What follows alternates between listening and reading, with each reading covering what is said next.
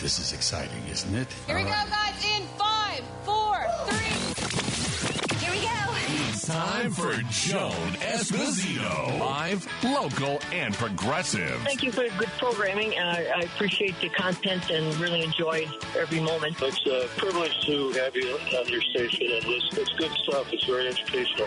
It's time for Joan Esposito on WCPT 820, Chicago's Progressive Talk.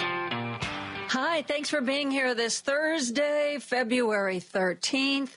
You know, yesterday I was telling you, for the first time in a long time, we started this show with local news. The fact that longest-serving House Speaker in Illinois history, Mike Madden, was convicted on 10 counts, bribery, conspiracy, but not found guilty of actually the most serious charges against him. It was a bombshell verdict, and a lot of it, what we've learned about this case, has come from the fabulous reporting of the Chicago Tribune, Megan Crepeau, Jason Meisner, Rebecca Johnson, and of course, our very own favorite contributor to WCPT, Ray Long. I haven't had a chance to get Ray on the radio since this verdict came down. He has been a little busy, but he is here now. Ray, how are you? Well, I'm a little tired, but I'm still rolling on this story here, and I'm glad to get on the air with you, Joan. Thank you. Were you surprised by the split verdict? After 11 days of deliberation, I was just about ready for anything. They could have come out with a no decision too, just hung on every count. But they did come out with the split verdict, and I think that showed, and from what we were told by some of the folks who were on the jury, they went through this very methodically. They went through that very purposefully, and they decided to examine each count and try to figure out how it fits into the law and how it fits into that 100 pages of jury instructions that they had to weed through and try to match it up with the facts of the case. Well, I saw in today's Tribune the follow-up to, hey, here's the verdict, split verdict, 10 lesser counts guilty, 6 of the major counts, including racketeering, not guilty. It was interesting to see the reporting today you guys did where you talked to the jurors, some who were willing to give you their names and some who wanted to speak anonymously about what the vote was on each count and what parts of the testimony rung true with them or seemed to not, I don't know how to put this, seemed to not fit with the rest of what they were hearing. Talk about that. Yeah, it's really interesting. Jason Meisner, another one of the reporters you mentioned at the beginning of the show, was able to score an important interview with the foreman of the jury last night, and you know, it's one of those deals where you just keep working the story, and Jason and Megan and I were all here working it, and Jason was finally able to get the juror. They didn't release the names of them until approximately 5:30 or so. So they had said that they were going to release the names of the jurors, which is common and usual, but they did not release them until the end of the trial. And so we had a big scramble here. Jason, as I said, scored this incredible interview with the foreman, Tim Nessner, and he was able to say that, they had deadlocked in favor of acquittal on that main racketeering charge you had talked about. In fact, they were deadlocked 11-1 in favor of acquittal. Mm-hmm. So he said he thought that it was a prosecution that represented a lot of government overreach and that they'd gone too far. And just to quote what he said here, he said this was a guy, meaning Madigan, that they wanted to go after, and they gathered as much as they could against him, and something stuck. And those 10 counts were what he was talking about when he said something stuck.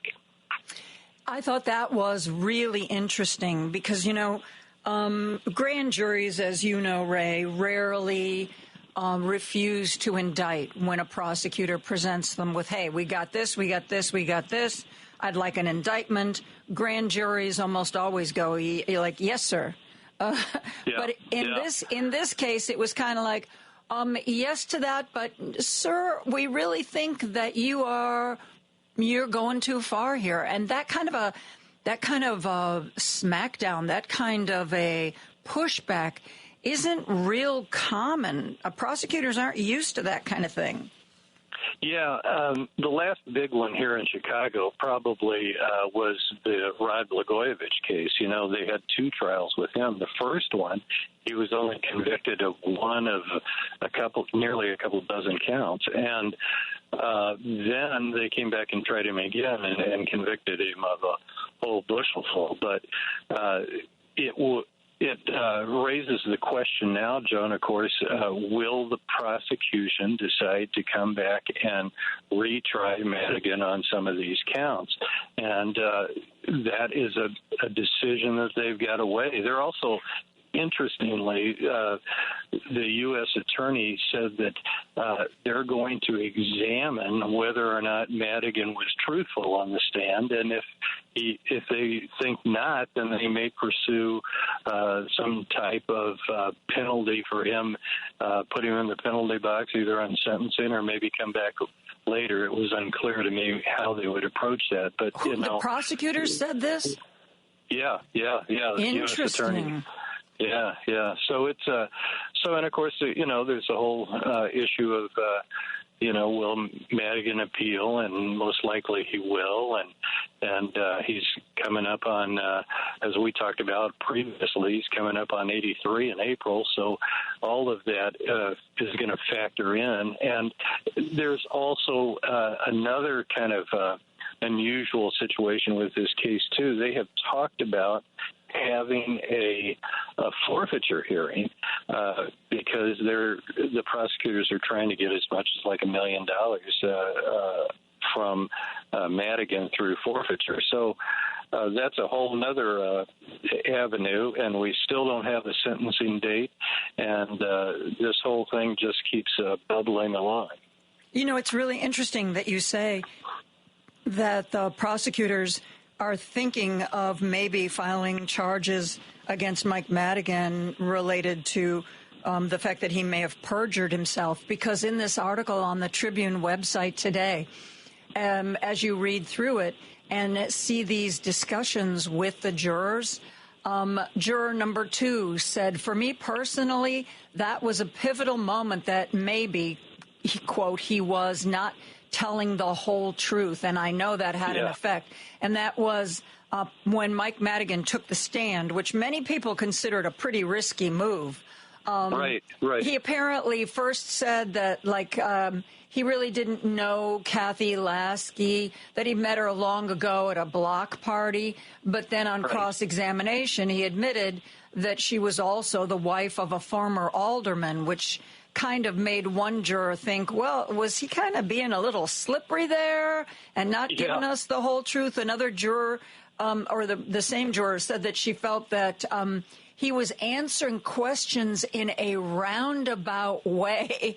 So the jury obviously felt that Mike Madigan wasn't being, they said he seemed composed, he seemed intelligent, but they weren't always sure he was telling the truth.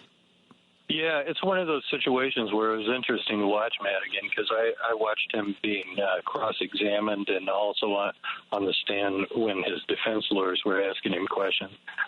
When the defense lawyers asked him questions, he would look straight at the jury and into their eyes as he gave them a response to whatever issue they were talking about. When the prosecutor asked him questions, he looked right at the prosecutor.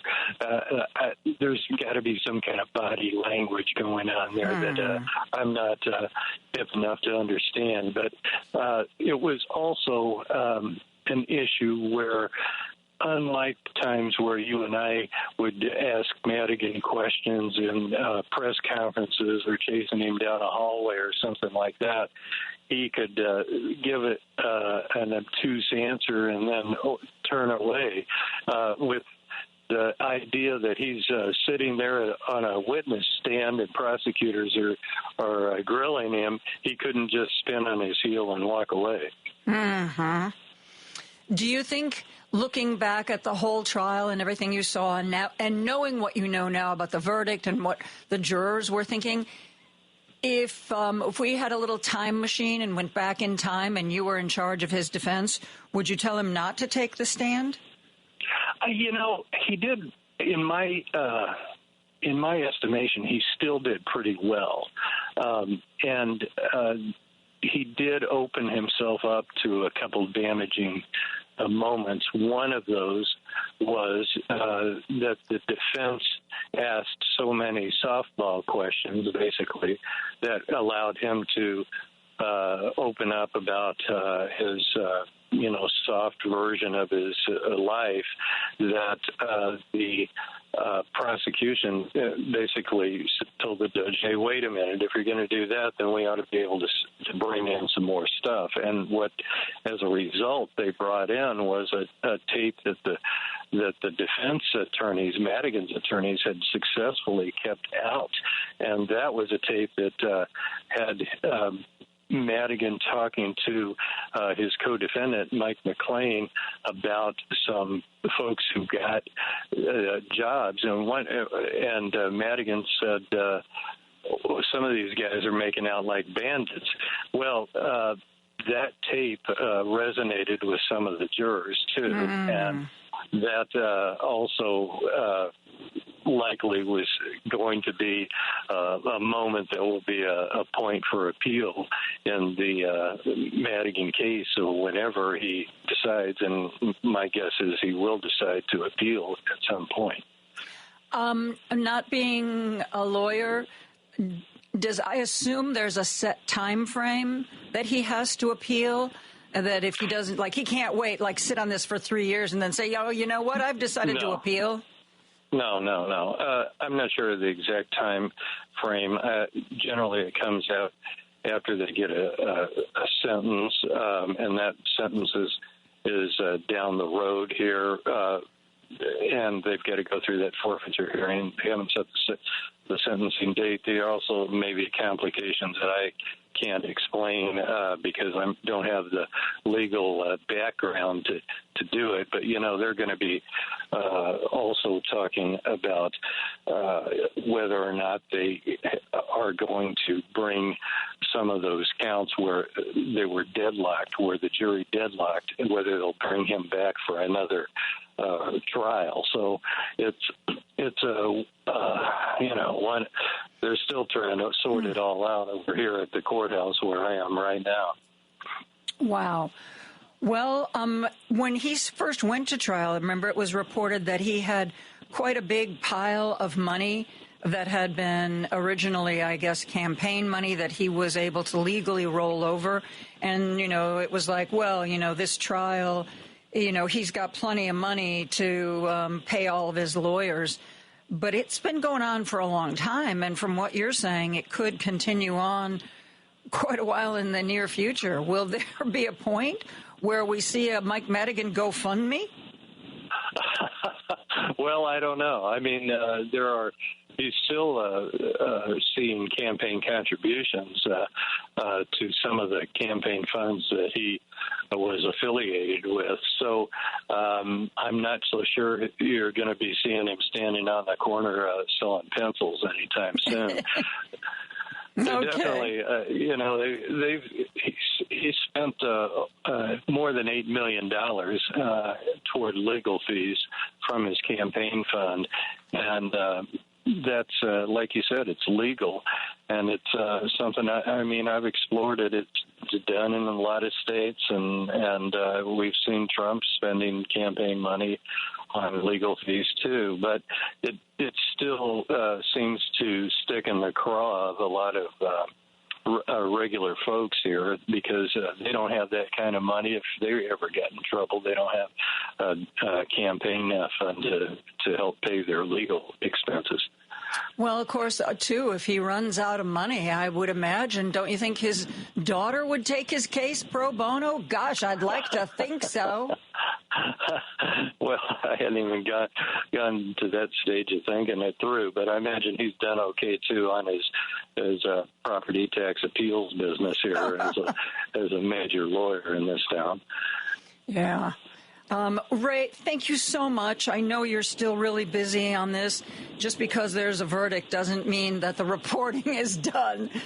Thank you for sharing all of your insights. Really, really appreciate it. Always good to be with you, Joan. I appreciate it. Thanks again. My pleasure.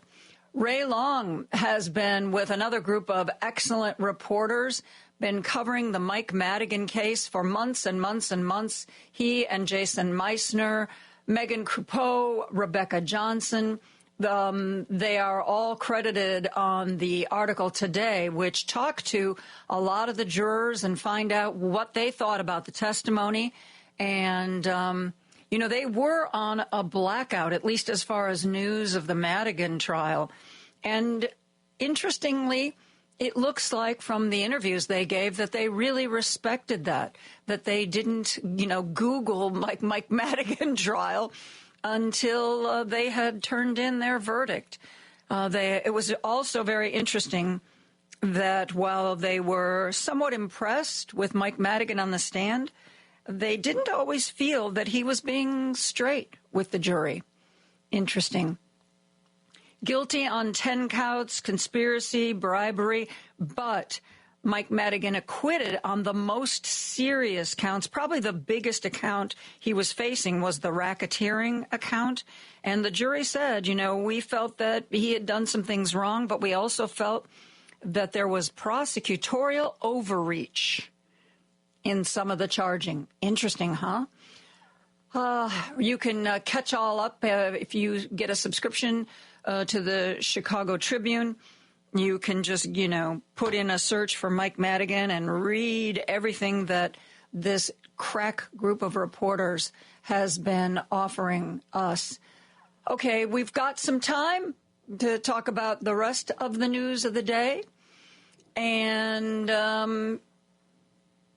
things are still in a state of flux. I'm almost thinking that there'll be like a weekly segment, like, do you regret voting for him now? Maybe I could call it. Or how's that working out for you? It's been reported, with all of this funding freeze thing that Donald Trump is doing.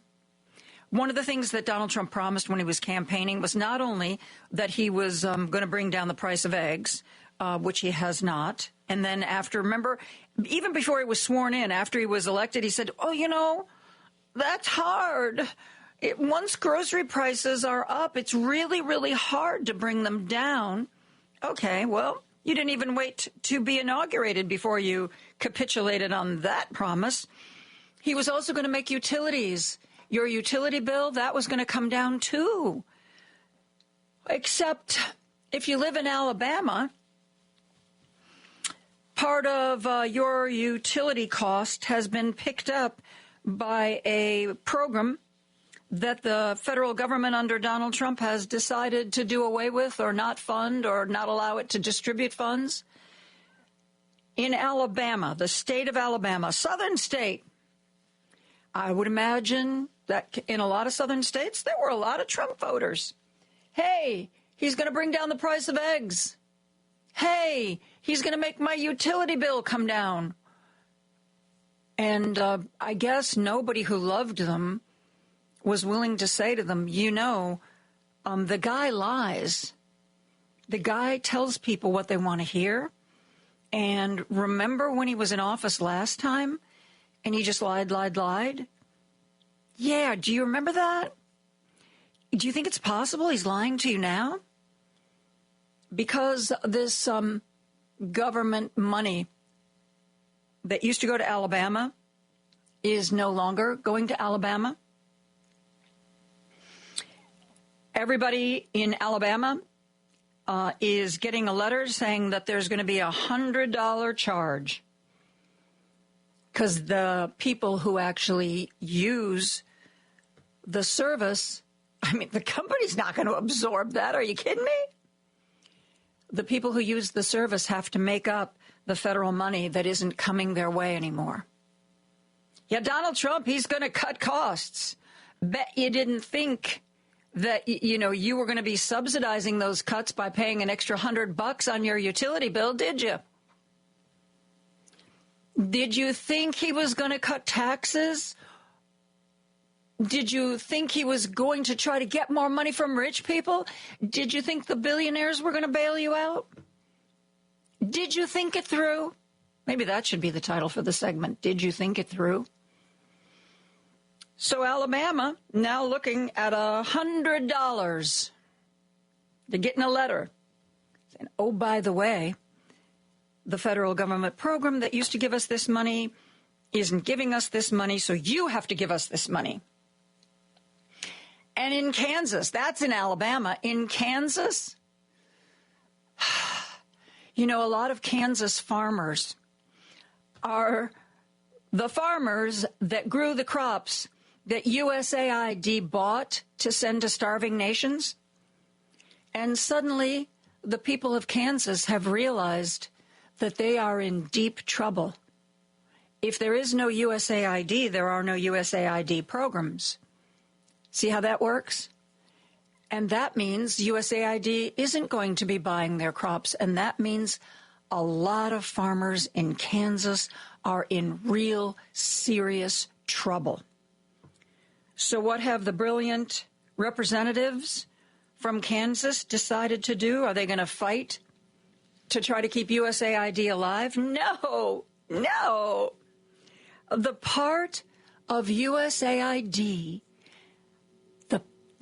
the office, the cubicle where somebody buys the crops from Kansas farmers, they want to take that out of USAID and put it under the Agriculture Department. That job of buying those crops and distributing them overseas, let's just carve that out of USAID. We'll put it under the Department of Agriculture, USDA, and we'll make it a USDA program. That way, we don't have to say, no, Donald Trump, don't do this. You're hurting us. No, Elon Musk, you're killing us here in Kansas. We'll just get that part of the program shifted to another government agency, and then everybody will be happy. We can all say how proud we are of Donald Trump for cutting this government waste, and we'll still get to sell our crops and not go bankrupt. So Kansas voters that vote for Trump, how's that working out for you? Alabama voters who voted for Trump, how's that vote working out for you? I wonder how many times I'm going to say that. How's that working out for you in the next 4 years? I suspect it's going to be a lot. We are going to take a break. We're going to be back with Dr. Zachary Rubin right after this. Podcasts of Joan Esposito, live, local, and progressive, are available on Spotify, Apple Podcasts, TuneIn, iHeartRadio, YouTube, and Amazon. Just search for Joan Esposito. This is Chicago's Progressive Talk, 820 AM, WCPT Willow Springs, and online at WCPT820.com, where facts matter. This is Joan Esposito, live, local, and progressive on WCPT 820. Within the last couple of weeks, I've been playing some audio for you from Dr. Zachary Rubin, who has bemoaned the fact that medical information from the CDC has been shut off, or at least is being sent out, shall we say, fitfully. And he's been trying to post regularly on social media to let people know about public health disease outbreaks or drug recalls or food recalls or any information that he can possibly supply to people, since the official sources of information, shall we say, are unreliable these days. I wanted to speak with him at greater length about why he's doing what he's doing and also where he's getting his information. So I'm very pleased to introduce you all to Dr. Zachary Rubin, who's an allergist and immunologist with Oak Brook Allergists. And you can find his social media content on Instagram, YouTube, Substack, TikTok, Facebook. Look for Rubin_allergy. Dr. Rubin, thank you so much for joining us today. Thank you for having me. It was funny because I didn't realize that you were talking about me until the woman who I bought her house from had texted me and said that she had heard you talking about me, and it was so lovely to hear you on the waves discussing these important issues, because it's been rather concerning to me as a physician about the pause in external communications from these federal health agencies. Yeah, and I've been trying to keep an eye on this, and first the CDC was told to shut everything down. Then the court said, no, that's not right. CDC needs to bring it back up. And frankly, I don't know where things stand right now, because some government agencies are following these court orders and some of them are not. So I think going forward, at best, the CDC will be unreliable. So one of the things that I was really curious about is where did you find out about things like the tuberculosis outbreak in Kansas and some of the other public health things that you've been talking about that normally we would go to the federal sites for? Right. So the public health responses that occur in this country, it's not all federal. There are a lot of local public health responses and local news organizations that I rely on to get information. So the pause is not on the city, county, state level. So I can still go and find that information pretty quickly through just searching it myself, and then using my platform on social media, which has really been able to get the information out to people, just to be able to share that with folks. You know, I have a Substack that's a newsletter that people have subscribed to get this information in their inbox. I'll write it up. I'll make a quick video. I've been posting on social media regularly for the past 5 years, basically, since the beginning of the pandemic. And what concerns me, especially in my allergy role, is that a lot of my patients have food allergies. So some of these food recalls that happen are due to the fact that there's undeclared allergens in there, which is what really motivated me to start doing this, because you will hear on a regular basis of a company stating that they had made a mistake. They put an undeclared allergen in there, and I don't want any of my patients or the greater food allergy community to suffer from the fact that the FDA is not able to send out their normal press releases.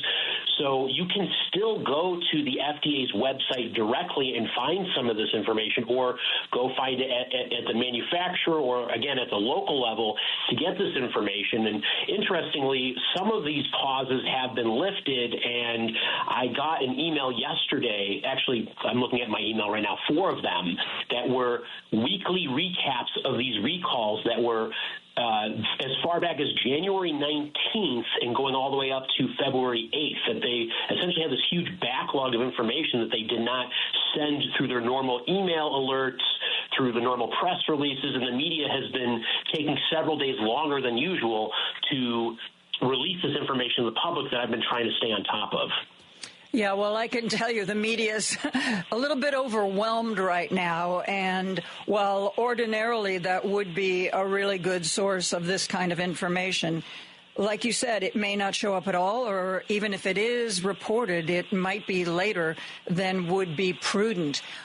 We booked this interview. We started talking about doing this last week when I still had hope for Health and Human Services, but indeed, the worst has happened, and Bobby Kennedy Jr. has been confirmed, despite Carolyn Kennedy going public and talking about what a terrible human being he is, despite all of the lies. He's told legislators, no, I'm not anti-vax. I just don't think vaccines are safe. That's all. This is really a nightmare scenario. How do you see this playing out? I think the anxiety that a lot of people are experiencing is that kind of fear of the unknown, because RFK Jr. is not someone who is a physician, who is not an expert in public health. He's a lawyer, and he has been known throughout his career of spreading a lot of disinformation and misinformation about vaccines.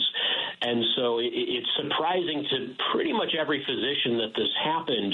And so to be able to say what exactly will happen, we don't know. But what I'm trying to encourage people at this time to do is just what Mr. Rogers once said, which is to look for the helpers, because you know they're always going to be helping, right? And so people like myself and other healthcare workers and your own personal doctor will still be doing whatever they can to help inform the public about what's going on. There's still a lot that's going to be done at the local level that we will look at.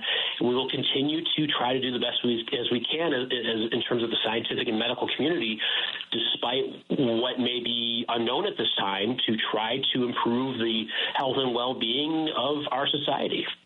I saw an article within the last month that saw Bobby Kennedy heading toward confirmation, and one piece of advice they gave was, right now, while everything is still relatively normal, reach out to your doctor, your own personal doctor. Reach out to the pediatrician who treats your kids, and make sure everybody in your family is up to date on every vaccine they can possibly get, just in case access or insurance coverage or even information about the information about the vaccine schedule has already been removed once. I don't know if it has reappeared.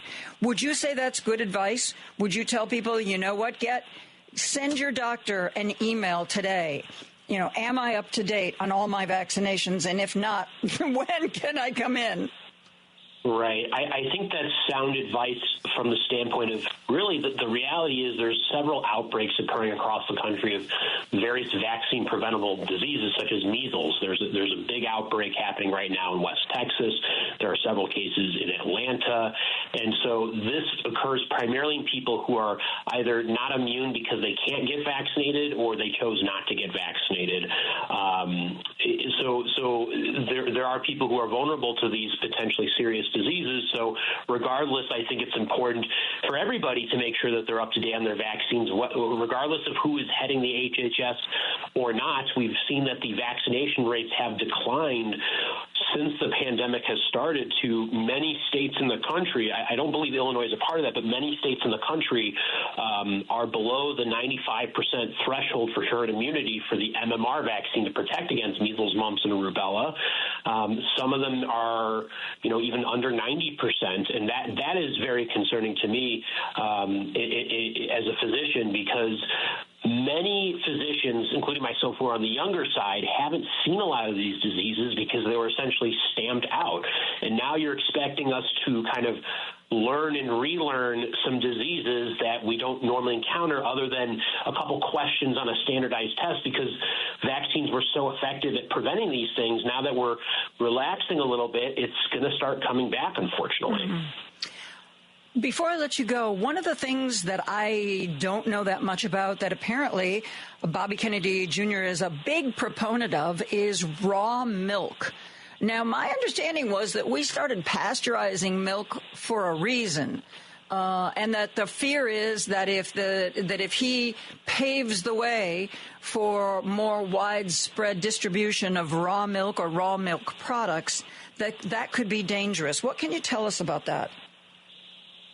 So we've been pasteurizing milk for over 100 years. It's a simple process, really. You're just heating up the milk to about 160, 165 degrees for about 15 seconds and cooling it off. That kills off viruses and bacteria It makes it safe to consume. We know that, as an example, this emerging infection called highly pathogenic avian influenza or bird flu, H5N1 bird flu, can potentially be transmitted through raw milk. And so I always implore people to not drink raw milk because it can transmit these potentially deadly diseases.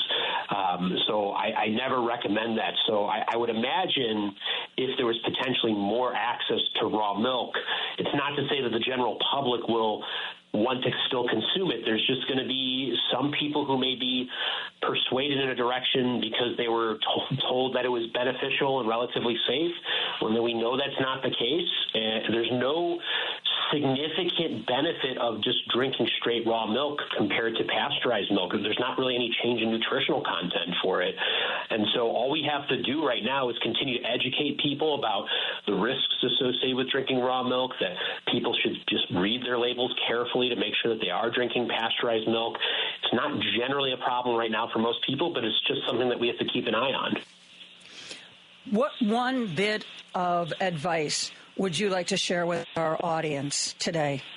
I think it's important to stay skeptical about the information that you get from all of the sources. Even myself, as a physician who's on social media trying to help people, I think a healthy dose of skepticism is needed in order to encourage people to look at multiple resources, because when you look at multiple resources, if they are saying the same thing, including your own doctor, if your own doctor, who should be one of your most trustworthy people in your life, is able to agree with what you are hearing with, that will be helpful. But if they're telling you, no, this is not correct, here's where you should go get information, you're looking at multiple sources. I think that's really important right now. And it's also okay from time to time to turn off media and take a little bit of a break, because there's a lot of anxiety floating around right now because there are a lot of different changes. It's hard to keep track of things, but it's okay to take a little bit of a mental health break at times. You know, I'm a part of the media, and I take mental health breaks. You know, sometimes over the weekend, I try really hard. Like, I'll pick up my phone and I'll be getting ready to push the Blue Sky app, and I'm like, no, don't do it. And you know what? It's hard, especially those of us who are really attached to our phones, but it's absolutely necessary. This is going to be a very stressful period in our lives, and I think that you are absolutely correct. Be careful of your own mental health, take the breaks you need, and be skeptical. Yes. Always try to find multiple sources of information to cross-check against one another. Dr. Zachary Rubin is one of the sources that I would suggest you add to your list. Again, you can find him on Instagram, YouTube, Substack, TikTok, Facebook, and just look for Rubin, RUBIN _allergy. Thank you so much for talking with us. I have a feeling I'll be calling you again as things get really like the Wild West when it comes to health. I hope you'll join us again in the future. Absolutely. It would be my pleasure to speak with you again, and I appreciate the work that you're doing. I hope you have a wonderful day. Thank you. You too. That was Dr. Zachary Rubin. We are going to take a break. We'll be back with more after this. There's no excuse to miss Joan Esposito. It's number one on my stereo. Live, local, and progressive. You can listen to her daily at WCPT820.com on your computer or phone. You're listening to WCPT 820, because facts matter. Now back to Joan Esposito. Live, local, and progressive on WCPT 820. And if you can't make it to Joliet on the 24th, maybe you'll be out in McHenry County on the 22nd. The McHenry County Democratic women are gathering Saturday, February 22nd at noon, and I'm going to be joining them as well. You can look up Google McHenry County Women, and you can find out how you can be a part of the fun we are going to have lunchtime on February 22nd, which is a Saturday, as long as we're talking about these things. I was telling you about how, Kansas farmers are really terrified and trying to figure out how to sell their crops now that USAID apparently won't be buying them to ship overseas, and how the Huntsville, Alabama utility company is sending out a letter saying, oh, yeah, there's going to be a $100 surcharge because this federal money that we used to get, yeah, we're not getting it anymore. So you're going to make up the difference.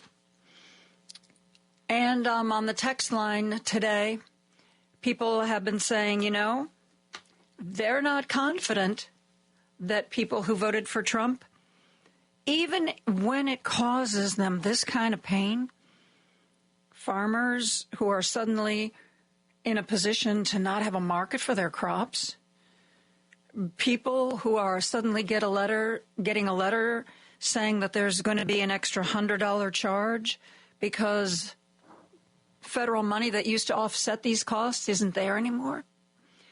According to the people who have texted in so far today, you don't have a lot of faith that they're even going to care. And God knows we have seen MAGAs making excuses for Donald Trump. Oh, and the latest, you know, I'm sure you've seen by now that inflation's going up. I can't imagine why. We've got tariffs. We've got farmers in trouble. We've got all kinds of programs around the country that are now no longer eligible for or able to access any kind of funding. And inflation's going up. And so what did Donald Trump say today? He called it Joe Biden inflation. It doesn't shock you, does it? I mean, come on. This man has never taken responsibility for anything that's gone wrong in his entire life. Nothing is his fault. It's all this person's or that person's or yours or somebody else's. That's who he is. That's exactly what we will hear from him for the next 4 years, and we should just be wrapping our heads around it. There was a really interesting interview that I saw on MSNBC. Representative Jim Himes, a Democrat from Connecticut, ranking member of the House Intelligence Committee, was on last night with Rachel Maddow. You know how I've been trying to, well, not only are farmers dependent on USAID buying their crops, but USAID, with its distributing food to starving people and bringing medical care to people who are suffering from diseases that their government can't help with, aside from just being the right thing to do, it gives us benefits. And I'm not talking about the benefit to the farmers whose corn is all bought by USAID so that they can ship it to countries where people are starving. I'm talking about something called soft power. We know what hard power is, you know, military, soldiers, guns, bombs, jets, military jets, that's hard power. But there is also something called soft power. If you go into a country and you do things that make the people of that country feel good about you, they are going to support you. They are going to be much more, if there's a choice, if they have a choice between China and the United States, and China is coming in, as they are in many African countries, saying, oh, your roads are in really bad shape. You know, we could rebuild those for you. Your bridges look like they're about ready to fall down. Why don't we, not only are we going to provide the funds, we're actually going to send workers over there to do the work to make sure that, you get a really good product. And if there is a world crisis, a world event where that country has to make a decision, which side are they going to be on, China or the United States? Well, those Chinese people, they care about us. Look how they rebuilt our roads and our bridges, which they are now doing. We don't need the United States. What have they ever done for us? Whatever China wants, we're going to support them. That, my friends, is soft power. But there's an even better anecdote. When Jim Himes was on with Rachel Maddow, he tells a story that illustrates perfectly, not only does soft power win us friends, but it also saves American lives. How, you might ask? How does buying Kansas farmers' corn and distributing it in Sudan, how does that save American lives? Well, Jim Himes had a conversation with a Marine general who he said explained it as clearly and simply as he's ever heard it explained. Listen to Jim Himes last night on Rachel Maddow. Inside D.C. circles, there's hard power. That's the military, the battleships, the F-35s, the weapons. And there's soft power. Now, soft power is a little harder to understand. Soft power is persuasion. It's winning hearts and minds. But let me tell you a story to best illustrate how important soft power is. And the USAID is all about soft power. When I was a freshman, I think it was 2009, 2010, four-star Marine Corps General James Jones walks into my office in a cloud of lethality and testosterone, because he is a United States Marine to his core. And he says to me, I need you to support the foreign aid budget and USAID, and let me tell you why. Because I used to have the most unbelievable weaponry you can imagine floating off the coast of Lebanon, and Hezbollah was beating me. Why? Because they were building hospitals for people, because they were running newspapers, because they were providing food. And he said, if you don't fully fund soft power, USAID, hearts and minds stuff, I'm going to lose a lot more Marines. So you couldn't have said it better. If nothing else, when the worst people on the planet are giving you a standing ovation, it's worth asking exactly why that's true. Part of that standing ovation is because of the Trump-Musk efforts to shut down USAID, because countries like Russia understand soft power. They understand that when you help a country out, you have influence over that country. And they were cheering the White House efforts to close D. Now, a judge has ordered that it be kept open, at least until more arguments can be heard. But as we've seen with other federal monies, just because a judge has ordered that it be available doesn't mean that the wonks from the White House are going to listen. There are Head Start programs around the country letting their families know that they're going to have to close, that they don't have any money to continue, even though a judge ordered the federal spending freeze not to go into effect until there could be a full hearing. Guess that didn't get that information didn't get to the person who actually has to push the on switch after pushing the off switch. I also want to share with you, Mehdi Hasan was demoted at MSNBC and decided to start his own media empire called Esposito. Well, Joy Reid had him on again last night. And he was talking about this new government we've got, by billionaires, for billionaires. And I thought what he had to say was spot on and something we all need to be aware of, and exactly why things like the shutdown of USAID is something to watch and something to fight against. Listen to Mehdi Hasan. And this is a government, even without Musk, you had Trump and his billionaire friends. His first cabinet in his first term was the richest cabinet ever. Yep. His second cabinet is the richest cabinet ever. It is a government of billionaires, by billionaires, for billionaires. But in this way, I can't think of a parallel in a foreign country. I can't think of a parallel in modern American history where, again, the billionaires aren't just running a department or getting favors or getting policies that they want, or even like a dropped SEC investigation. No, he's running the whole thing. And by the way, that is at the core of this. DOJ was investigating his companies, SEC, multiple U.S. government agencies were investigating Musk companies. That all goes away now. And he makes money at the same time. He's cancelling 900 million of education, Department of Education money, all sorts of cuts. And yet, as you mentioned, a $38 million contract on Monday. Yeah. Again, if I was in the writer's room in Hollywood writing the Trump secretary, you would say, that's unrealistic. That's ridiculous. We can't have that storyline where he gets $38 million while no, they're doing it. Yes, they are. And I don't know what that $38 million contract Mehdi's talking about is, but Rachel pointed out for a line in the defense budget where they've decided to buy $400 million worth of Tesla Cybertrucks. $400 million worth of Tesla Cybertrucks. We're going to take a break for news. We're going to be back with Michael Hawthorne after this. Remember when you get to work to hop over to WCPT820.com or the TuneIn Radio app and stream The Stephanie Miller Show. Weekdays 8 to 11 a.m. on Chicago's Progressive Talk, where facts matter.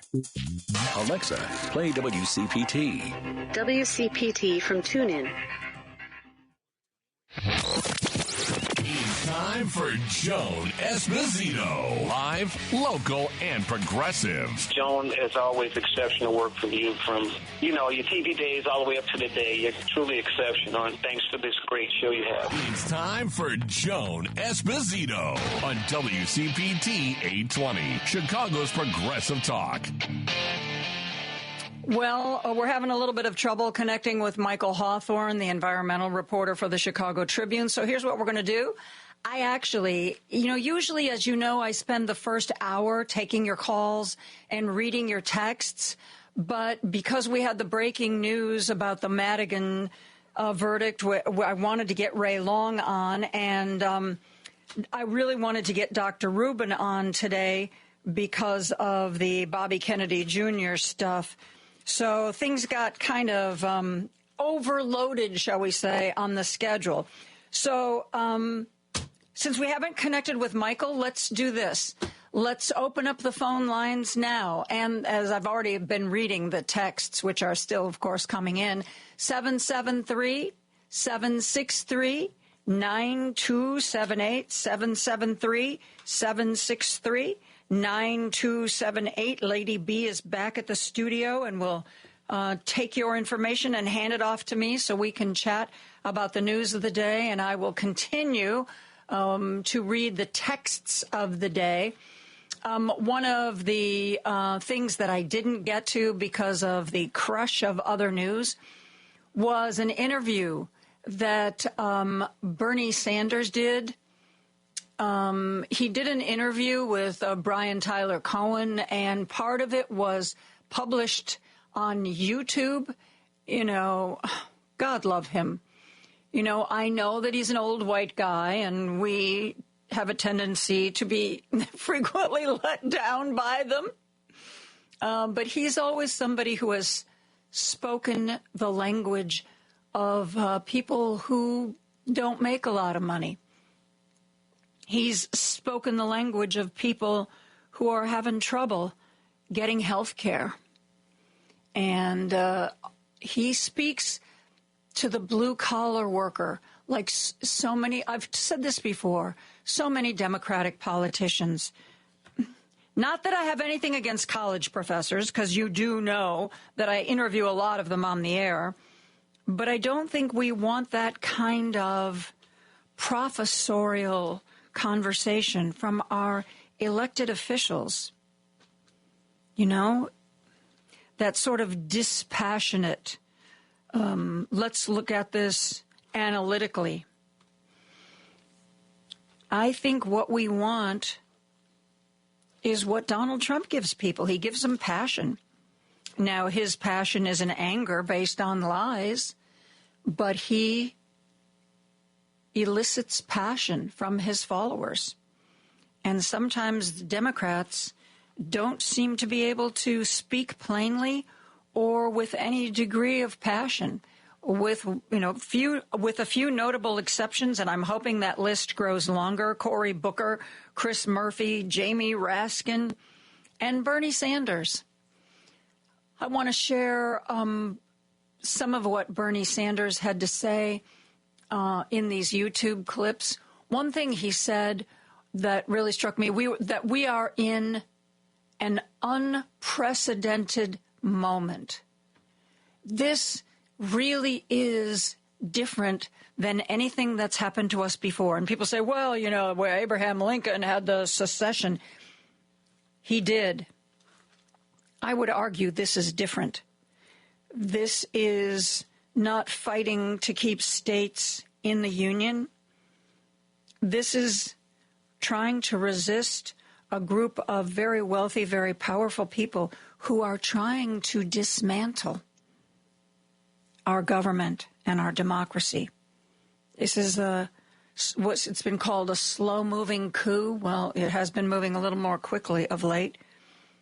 If we don't have laws, if we don't follow the laws, who are we? That's why I think we're in an unprecedented moment, and I think that's kind of part of what Bernie Sanders was talking about. Listen to this.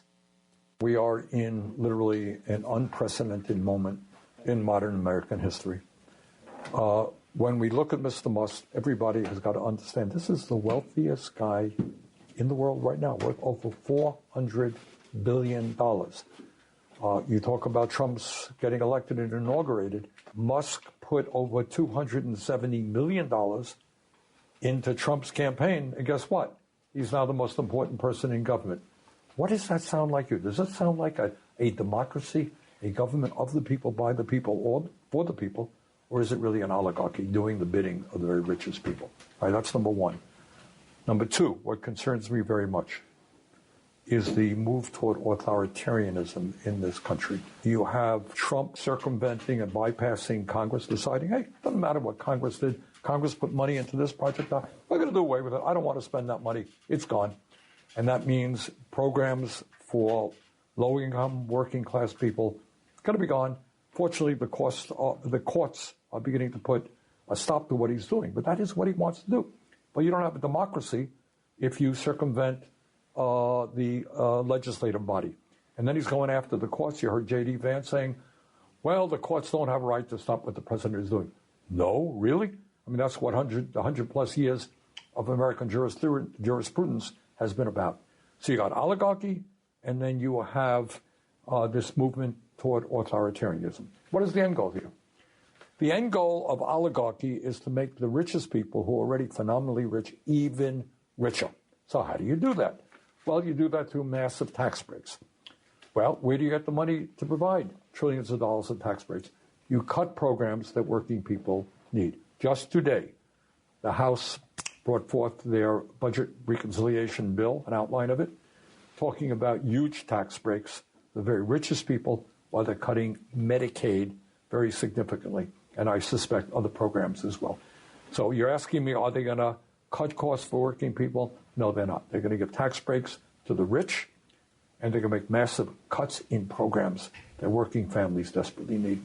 Well, to that point, Senator, the Republicans just released their budget plan, and they're seeking a $4 trillion increase in the debt limit, and that would offset $4.5 trillion in tax cuts. Brian, could that possibly be true?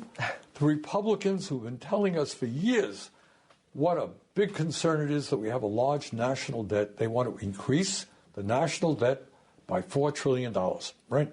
And obviously they want to do that to feed the hungry and to house the homeless and to make sure that everybody has health care, right? Well, maybe not.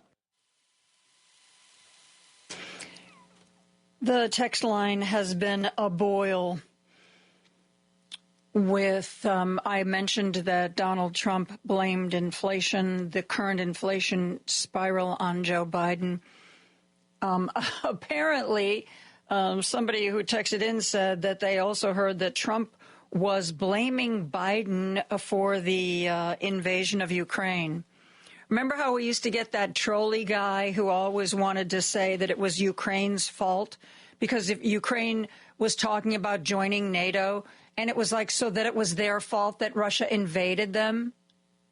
Yeah, I think I'll join this organization of people who support and protect one another. Wait, no, that's unbearable. I must invade you. They're saying that Donald Trump is also blaming Joe Biden for the invasion. Donald Trump, you may have heard, is also trying to make it appear that somehow in his conversations with Putin, somehow he's going to work out a deal to end the conflict in Ukraine. But, of course, Ukraine isn't going to be part of those discussions, at least not the way they stand right now. What arrogance. Yeah, you're fighting for your lives after you've been invaded by an aggressor, but we're gonna come up with a solution that doesn't even consult you. Yeah. And by the way, Ray was telling me that he said somebody posted on social media that the media in Russia, when we confirmed Tulsi Gabbard as the head of national intelligence, that Russian media was crowing about how their girl got the job. How their girl got the job. Okay. Let's go to the phone lines. Steve is on the line from Des Plaines. Hi, Steve. How are you? Hello there, Joan. First-time caller. Thank you for that, Steve. And I just want to say I am a 71-year-old semi-retired bricklayer, former Marine, and I just gone back to school. I'm back at school. I want to finish my degree and be a substitute teacher, if possible, if I can complete it. And I wanted to comment to your comment about professorial. And I think you hit it. You're saying something very profound. I think the key is to find people who are smart enough and charismatic enough who could get the facts and figures and the history in an academic force, but with a powerful, a la Bernie Sanders or, some of the great leaders, like FDR was a very well-educated man, but he talked to the common man. Yes, fireside chats. Spoke every really, really good, effective leader has a communication style, and if they're smart, they play into it. You hit on a good word, but I think to ask for leaders to be charismatic, man, I don't know, Steve, you're setting the bar awfully high. I'd settle for somebody who can just talk like a regular person. How's that? Well, yeah, maybe asking for an FDR might be a heavy lift. I hope there's some of them out there somewhere of that ilk. But, we need someone to shake the trees because we are in a street fight. We are in a street fight, and we have to get tough, and we have to battle. And if I may recommend, and I'll let you go here, I was down at the protest at the Federal Plaza the other week, and I tell you what, as an idea, we need an anthem, an anthem, and I would suggest, if you remember the song from Clarence Clearwater Revival, Fortunate Son, do you recall that song? Listen to that song and listen to the words, and those words are very resonant with the present day. And if you remember in that song, there was a subtext to that song said, "It ain't me." And that was somewhat of a protest anthem in the 60s. As I am a child of the 60s, as you are also, I think you might remember that song. But just an idea. Yeah, well, Steve, along those lines, I love sharing songs that inspire people. The only problem is that we don't have a music license. So unless something's in the public domain, that's why I was able to play Woody Guthrie's "This Land Is Your Land, This Land Is My Land." So you got to find something a little bit older for me, okay? You couldn't play CCR I would have to look into exactly. I don't know if it's 50 years before you can play it for free. I'll tell you what. I'll look into it, and I'll call back later on. Yeah. I'll see if I can My find partner out Ray is a music guy. I will find out exactly what the parameters are, because I agree. We need an anthem. We definitely do. Yeah. Steve, thank you so much. Thank you for the call, and I hope you will call again in the future. We are going to take a real quick break. We're going to be back with more after this. Take Joan Esposito, live, local, and progressive with you on the go by using the TuneIn app on your phone. Just search for WCPT 820. The Big Picture with Edwin Eisendrath, Saturdays at 1 p.m. Count me among the Americans that want to see change. Now, of course, the change I was looking for would have put Kamala Harris in the White House. Americans voted for change.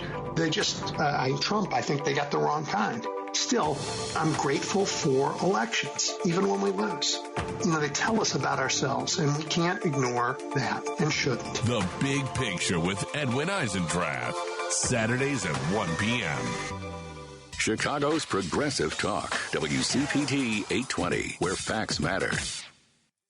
Want to join the conversation? I just wanted to thank your station for consistently reporting the facts. In a world of clickbait headlines, your station is who I trust for the real news. Call Joan now at 773-763-9278 and join the conversation. Joan Esposito, live, local, and progressive on Chicago's Progressive Talk, WCPT 820. We are talking about the news of the day and taking your calls and reading your texts. Again, the text line, people are feeling a little down today. Should we just put it like that? Okay, people are a little bit down. And you know what? That's okay. Sometimes I am too. Sometimes I'm down, sometimes I'm anxious. And that's why I'm always telling you, make sure you take care of yourself. Make sure you do what you need to do, whether that's a respite, whether that's a news blackout for a bit, whether it's getting out of the house, taking up a new hobby, getting a massage, whatever it is. This Trump administration is going to be worse than the last one. I do believe that this fire hose that's coming at us now, and I think it's going to continue for the short term. Over the long term, I don't think Donald Trump has the interest or the energy to keep it up. I think right now it's partly a media stunt so that his base can say, oh, my gosh, look at how hard he's working. I mean, that CBS poll said people thought he looked energetic. Have you looked at that guy? Did you look at him while Elon Musk was bouncing around the White House and talking to the reporters while Elon Musk's child was putting boogers on the Resolute desk and Donald Trump was staring off into space? By the way, you might want to listen to that bit of a video or audio. You might want to listen to it again and listen to it more closely. Apparently, when Elon Musk is talking, Donald Trump leans over and, I don't know, starts to talk to Musk's kid. Musk's kid tells him to hush up. It's soft. The kid obviously isn't on mic. But people have been scouring that clip and enhancing the audio. Elon Musk's toddler is telling Donald Trump to be quiet as Elon Musk is prancing around talking about what he's doing. And Donald Trump's sitting there. When he's not being shushed by a toddler, he's just sitting there, not looking at the reporters, not looking at Musk, just like staring off into space. That would not be my definition of energetic. But, you know, the latest poll that came out just yesterday, already Trump's approval rating is dropping. Gosh, I wonder why. Do you think it's those people in Alabama who are getting letters about a $100 surcharge because Trump cut off the funds? Do you think it's the farmers in Kansas who have suddenly realized that there's nobody to buy their crops? Do you think it's the people of North Carolina who apparently now realize that this freeze Trump wants is going to halt all of the funding to two of North Carolina's most prestigious universities. Whoopsie! Whoopsie! One of the elected officials from North Carolina put out a note to their constituents saying that, yeah, Donald Trump's doing great things, isn't he? He's doing great things, and he's doing all these cuts. And, yeah, you might have heard that our two major universities, which do tons of research, are going to lose out on a lot of funds. But we're sure he didn't mean that. And we're sure we can sit down with him and arrange, like a cutout, like a little addendum, would we call it? Yeah. How much longer is it going to take? I told you, I've been telling you, that the people who voted for Donald Trump are going to be very loyal and faithful to him until something he does affects their lives, their families, their spouses, their kids, their colleagues, their jobs. And then it's going to be, well, wait a minute, I didn't vote for this. Remember that woman in Florida talking about how the Venezuelan people who entered this country legally, she was outraged because Republicans lied to her. They were supposed to, remember he won't deport me, I'm a good immigrant. Remember that? Well, you know what? Good ones, bad ones, U.S. citizens, I don't know, just scoop them all up. And I saw on cable news last night that the very first immigrants to be detained at Gitmo have arrived. Remember, that was Donald Trump's big idea? The state of Texas offered him 1,400 acres where he could build an internment camp. But apparently the Trump administration decided out of sight, out of mind is a better strategy. And they are using military flights very expensively to bring a small number of undocumented folks to Gitmo. The reporting last night was that there was footage. I don't know if she's an immigration lawyer or what, but this woman was looking at these photographs and she was like, oh my God, that's my brother. And she tried to call her brother, couldn't get through. Her brother's lawyer tried to reach him, couldn't get through. And, because we are a nation of laws, there are laws that say that even if you are undocumented and taken into custody, you have the legal right to speak with your attorney. I guess you don't have that same legal right if you are taken into custody and dropped off at Guantanamo Bay. Donald Trump speculated that he could hold as many as 30,000 people there. Just a handful there so far. But they're doing it. See, here's the thing that you got to tell your friends who vote Republican, who say about the one thing, well, he's not going to do this, he's not going to do that, he's just Trump being Trump. No, he's going to do all of it. We learned that in his first go-round at the White House when there were grown-ups in the room trying to keep his worst impulses out of government. People who are no longer there because now we have the Bobby Kennedy Jr.'s and the Pete Hegseths, the Pam Bondis, people who don't care about the country, people who only care about what Donald Trump wants them to do. And that's where we are. Yay, us. Usually I'm a lot feistier and I'm a lot crankier. I'm feeling a little bit lower energy. I'd like to say I'm feeling a little bit more zen today, but that's not really true. Anyway, I have a feeling that The energy is going to be cranked up after we take a break and welcome our next guest.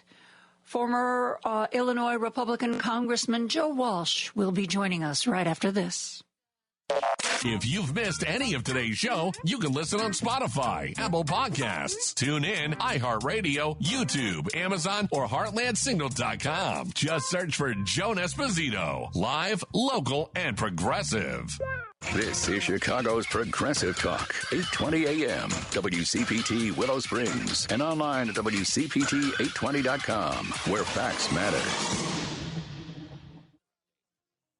Joan Esposito, live, local, and progressive on WCPT 820. I'm very pleased to welcome back to our airwaves someone who always brings the passion, even when I cannot find my own. Former Illinois Congressman, former Tea Party member, somebody who campaigned hard for Kamala Harris as we did. Joe Walsh is here. Hello, Joe. Love me some Joan Esposito. Love me. I'm not going to let you be down. No, no, no, no, no. Okay, that's what I needed. That's what I needed to hear. No, because I had a TV interview in Canada this morning. And the host asked me, like, how can it be that you all aren't so despondent with what's going on? And I said, because that's what feeds that idiotic madman dictator in the White House. Joan, he wants you and me to feel hopeless. He wants us to quit. He wants us to just give in. We can't. Though I know things are really dark right now. You're absolutely right. And one thing that I've been trying to do on this show is when something goes right, when a judge stops something that he's trying to do, when something goes right, I try to make sure that I include this because I do not want to be a lefty version of Rush Limbaugh and start screaming about the latest outrage. I know that's sometimes considered among the suits to be a ratings juggernaut, to be angry and screaming. But personally, I cannot sustain that model. So tell me, what have you been up to other than speaking to our very patient friends in Canada? Well, I'm still politically homeless. Obviously, I'll never, ever be a Republican again. Maybe a Democrat one day, Joan. Who knows? I'm still politically homeless. And, oh, shush. Well, your tent would be big enough for me. I don't know that the Democrats' tent is big enough. The Democrats, Joan, they're going through some stuff. Look, they got to figure out who they are and what they are. A big reason that madman, that monster is in the White House is because the Democrats have major, major problems that they let go on for a long, long time. And it was easy to do because Trump's so bad and MAGA's so crazy. I get it. But the Democrats have real issues they need to address. Do you feel that there are any Democrats out there who see that problem and are doing something about it? Is there anybody that we should be paying attention to on this show who's doing it right? Great question. I'm asked a lot. Like, here's what I've always said. Like, we're living in a populist moment. What does that mean? That means like regular average Americans are pissed off. They've been pissed off for a while. And Trump recognized how pissed off they were 8 years ago. He's an evil demagogue. So he recognized the anger, he exasperated the anger, and he divided us and made it even worse. Mm-hmm. But the Democrats have never recognized this moment. The Democrats come across as too elitist and out of touch, and I don't like to use the word woke. Dispassionate, professorial. Yes. Mm-hmm. Yep. Joan, I know you and I spoke maybe after the election. I campaigned every day for Kamala Harris in one of the battleground states, and I would hear from everybody every day. They would tell me, Joe, I know Trump's a bleepity bleep. I can't say it on the radio. I know he's a bad guy. I know he's a jerk, all the rest. But the Democrats look down on me. I heard that everywhere I went from regular people. Now, is there a Democrat out there that can speak to this or roll up their sleeves and fight and talk to regular people? I haven't heard that Democrat yet. No. Well, one of the things that got my attention, because this was my almost daily complaint, what you're saying here now, and Chris Murphy, the sort of a East Coast white guy who ordinarily, I'm sorry, maybe I'm elitist, I wouldn't have paid that much attention to him. Right. He started coming out weeks ago. The first thing that caught my attention was, and honestly, this was probably 3 weeks ago, and he was like literally shouting on cable news, "Where are the Democrats? Look at what's happening. Where are the Democrats? Why is no one doing anything?" And I'm sure you heard about the phone call that J.B. Pritzker helped organize with Democratic governors and Chuck Schumer to basically say, dude, get out of your office, do something. And one of the things, because, of course, it was J.B. Pritzker, so it was widely reported in Illinois. One of the things Chuck Schumer told him, well, Cory Booker's really good at social media, and he put together a PowerPoint presentation for us, like, what's TikTok and what's Facebook and how to post and how often to post. And I wanted to just put my head down on the desk and sob a little bit. Well, you're so right. And by the way, no, it's already. It's too late with Schumer. What you got to do with Schumer is just don't put him anywhere near a TV camera anymore, because that ain't your face and that ain't your voice. That's not what this party needs. Joan, Chris Murphy's been a stand-up. But here's what, 3 weeks ago, was it already, that horrible plane crash in D.C.? 67 innocent souls killed. And, Joan, I'm not exaggerating. While bodies of the victims were being pulled from the river, Donald Trump, in essence, came out and said, black people, brown people, transgender people, and people with disabilities killed these people. He went right into the racist, bigoted DI. Now, and that's Trump. All I got from Democrats for a day or two after that was political speak. Oh, that's not accurate. Oh, DEI's not bad. Oh, we don't know enough information yet. Screw all that. I want to hear freaking righteous anger. How dare that guy in the White House blame black and brown air traffic controllers? I want Democrats to speak like people and not politicians. And we're not getting that. There was, and I didn't recognize him, some political strategist who was on probably MSNBC last night, and he was saying much of what you're saying, that there needs to be this new wave of leadership. And so somebody said, well, are you talking about the younger people like AOC? He goes, no, not anybody from the squad, but we need to elevate and so I'm thinking, are we going to elevate Maxwell Frost? He's pretty young. I believe he's still in his 20s. Who are we going to elevate? Along those lines, and I'm kind of interrupting myself as I am wont to do. Jerry Connolly is now the top Democrat on the Oversight Committee, put there pretty much by Nancy Pelosi lobbying on his behalf. Where's Jerry Connolly been in all this? Because when he first got elected, I was kind of like, seriously, an old white dude actively battling a life-threatening cancer? This is your choice? And people responded to me, oh, no, you don't know him. He's a fighter. He's going to be great.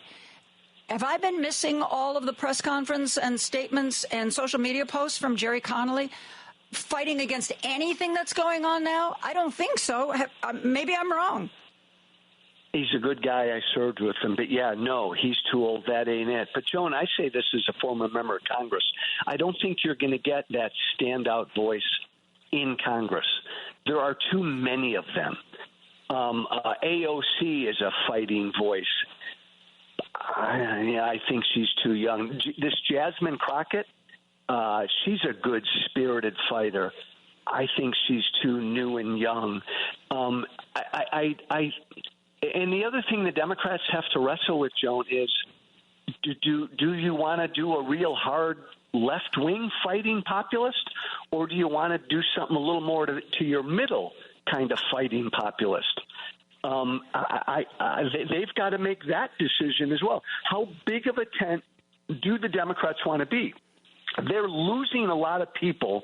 I know it's hard to imagine to Trump and MAGA because they're so out of touch, and a lot of people perceive they've moved too far left. There are a lot of us independents in the middle who want nothing to do with the Republican Party ever again, but we worry about the Democratic Party. The Democratic Party could get us. Okay. I know it's a lot on their plate. You are gettable. What kind of leader would bring you into the tent? Someone like me. Joe, you and I are a little, we're not on the younger side of the spectrum here. Still young. We are still young, fighting folk. I want someone who can fight, and I say that on the radio. That's okay. Lady B probably already bleeped you. It's okay. Thank you. Sorry, Lady B. I want someone who's a fighter, who will get in a boxing ring with Donald Trump and punch the hell out of him. Somebody who can sit at a bar in Wheeling, Illinois, any suburb of Chicago, and talk to anybody. Somebody who can find common sense, let's get stuff done, answers to all these problems, because the ironic thing, Joan, is, and I say this as a former right-wing hellraiser, most of the Americans on most of the issues are still with Democrats. They're not with MAGA. It's just that MAGA fights, and Democrats don't. Yep. I agree with you. I agree with you 100%. And that's been my big complaint. Well, that's what I mean when I say that so many of the Democrats seem so hidebound, dispassionate, professorial, out of touch. We need somebody who's charismatic. You know, I don't know who that is, but whoever they are, I sure hope they raise their hand and come to the front of the room sooner rather than later. Maybe it's out of Washington. You know, often in times like this, you look outside of D.C., you look toward your governors, a charismatic, fighting governor. I mean, well, there's a couple of them that come to mind. I know. Although I think Gavin Newsom is going to be pretty distracted by all of the repair work and everything going on in his state. He's been pretty quiet since Los Angeles burned. And he's got a lot on his plate right now. So he seems to have been taken off the table. J.B. Pritzker has been very vocal. I think if he does want to become a real player on the national stage, I think he's got some strikes against him that I'm not sure he can overcome. Yeah. Jay Inslee from Washington. How about Josh Shapiro from Pennsylvania? They love him out there. I don't know Shapiro. I want somebody who just seems real and authentic and can just stand in front of the American people and say, screw it, I ain't perfect. My socks have holes in them, but damn it, I'm going to fight for you. And I don't want anybody scripted or too polished, and I don't know who that is. But, Joan, this is all depressing, but I just heard you say before you brought me on, we do have a third branch of government, and the judiciary right now is doing a phenomenal job stopping Trump's unconstitutional dictatorship. I mean, the courts are doing really well right now. We're stopping a lot of Trump's bad stuff. Yes, we absolutely are. And I think those mid-level, those federal judges, those circuit judges are going to continue to do great work. If any of that gets to the Supreme Court, though, I am not quite as confident that Donald Trump will go unchecked. What about you? I'm nervous. I said on some interview yesterday, people always ask me, because I say we're in a constitutional crisis, and people say, what do you mean, Joe? What do you mean? And what I say is our founders gave us 3 independent branches of government. Right now we only have 2. And people look at me, what do you mean, Joe? Well, and I say, as a former congressman, we no longer have an independent legislative branch. Joan, I'm telling you, my former Republican colleagues, to a man and a woman, they now pledge fealty to Trump and not the Constitution. If we had an independent legislative branch, Elon Musk would have had his ass hauled in front of Congress 2 weeks ago to answer questions. So we only have 2 branches of government right now, independent.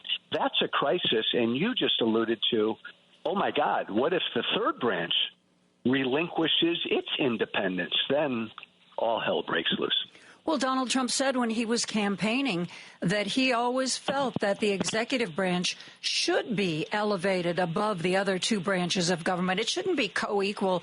The executive branch should be like at the top of a pyramid as opposed to, equal branches of government.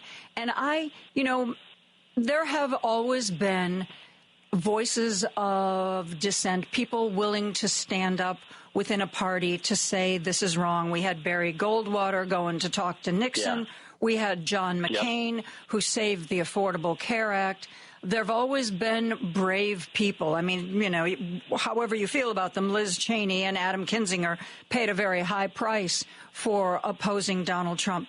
But there's nobody like that now in Congress or in the Senate. Well, unless you count those few no votes we got from Mitch McConnell about some of the craziest cabinet members, which I think the only reason, I'm very cynical, I think the only reason Mitch McConnell cast those no votes because he knew it wouldn't make a difference. It wouldn't really bring anybody down. So he could just kind of give a middle finger to Donald Trump and really there wouldn't be any consequences. Where's the voice? Where's Lisa Murkowski, Susan Collins? No. That day's gone, Joan. There's no voice in the Republican Party. Any voice that would be there has already left the party like me. There's no voice. So that ain't happening. There's going to be no rescue from the Republican Party. This country needs to wrap their arms around that. We have 2 major political parties, and one of them affirmed in November that they are an authoritarian embracing cult. Period. And by the way, he did better than people thought he'd do. So wake up, America. The help's not coming from there. The help's got to come from the courts. The help's got to come from us taking to the streets. And the help's got to come from all of us helping the Democratic Party get their act together. Do you think Donald Trump is tolerating Elon Musk, who is clearly trying to show everyone that he's really the power behind the throne, if not the power in front of the throne, because he knows that, supposedly Joni Ernst, who had the possibility in committee of tanking Pete Hegseth and indicated she wasn't going to vote for this guy, and pressure was brought to bear. And I was told that basically it was like, you know what? Elon Musk is going to go after you. They're going to primary you. They're going to trash your reputation to the people of Iowa. Get on board, Joni Ernst. And then all of a sudden, Joni Ernst was very, very quiet. I think he's tolerating the antics of Elon Musk because Elon Musk has the money to intimidate. Donald Trump, I don't think... he certainly is known for being vengeful and coming after people. Maybe you're going to be audited by the IRS if you stand up to Donald Trump. But Elon Musk can actually destroy you. I think I take a contrarian view. I accept a lot of what you said, but the average elected Republican still fears Donald Trump way more than Elon. Donald Trump's blessing or middle finger will either get you reelected as a Republican or get you banned. And that still holds. And that will hold in 26, and that will hold in 28. Elon's right behind him. They're a deadly combination, and I don't buy this whole notion that the honeymoon may end soon, blah, blah. I believe Trump loves what Elon's doing. I think they play off of each other.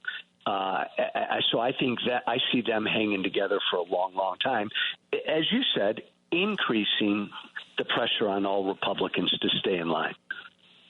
Plus, I think the added benefit is that if Elon is doing and saying all these things that Trump wants, but Elon's out there front and center pushing it, then if it all blows up, we sacrifice Elon and we move on, Yeah. Just like Donald Trump's always done. You're with me, I'm with you, I'm with you, I'm with you. Oh, wait, you're in trouble. I'm not with you anymore. We always have to imagine the worst with Trump. We've always failed to imagine the worst. And Joan, look, don't tell me that he won't think about or try to run again. Don't tell me we know what he or the world's going to look like in 2 years. We have to believe and prepare for the absolute worst. That's got to be our mindset. Tell me what you think about J.D. Vance. I think he's a man. I think he's a smart, calculating fraud who has gone 100% against everything he believes in when it comes to policy and Trump to advance himself professionally. I wrote a piece a while back about how J.D. and I were two ships passing in the night. I supported Trump in 2016, and then I publicly opposed him, and it ruined my political career. It ruined my livelihood. I did what I did knowing it would kill me. J.D. Vance did what he did, opposing Trump first and then getting in bed with him because he knew it would help him. But he's also very smart, and that's dangerous. Yeah, and I assume he still has Peter Thiel behind him, the billionaire with the very deep pockets, who is probably part of the reason why he is where he is. But, I'm not so sure I agree with you that we're going to see a lot of bad things coming down from Trump because, now he's now going to be head of the Kennedy Center. He's going to be picking out like the musical acts and the performers who are going to be at the Kennedy Center. So maybe he'll be doing that instead, Joe. By the way, a classic move of an authoritarian wanting to put himself in charge of culture and all the rest.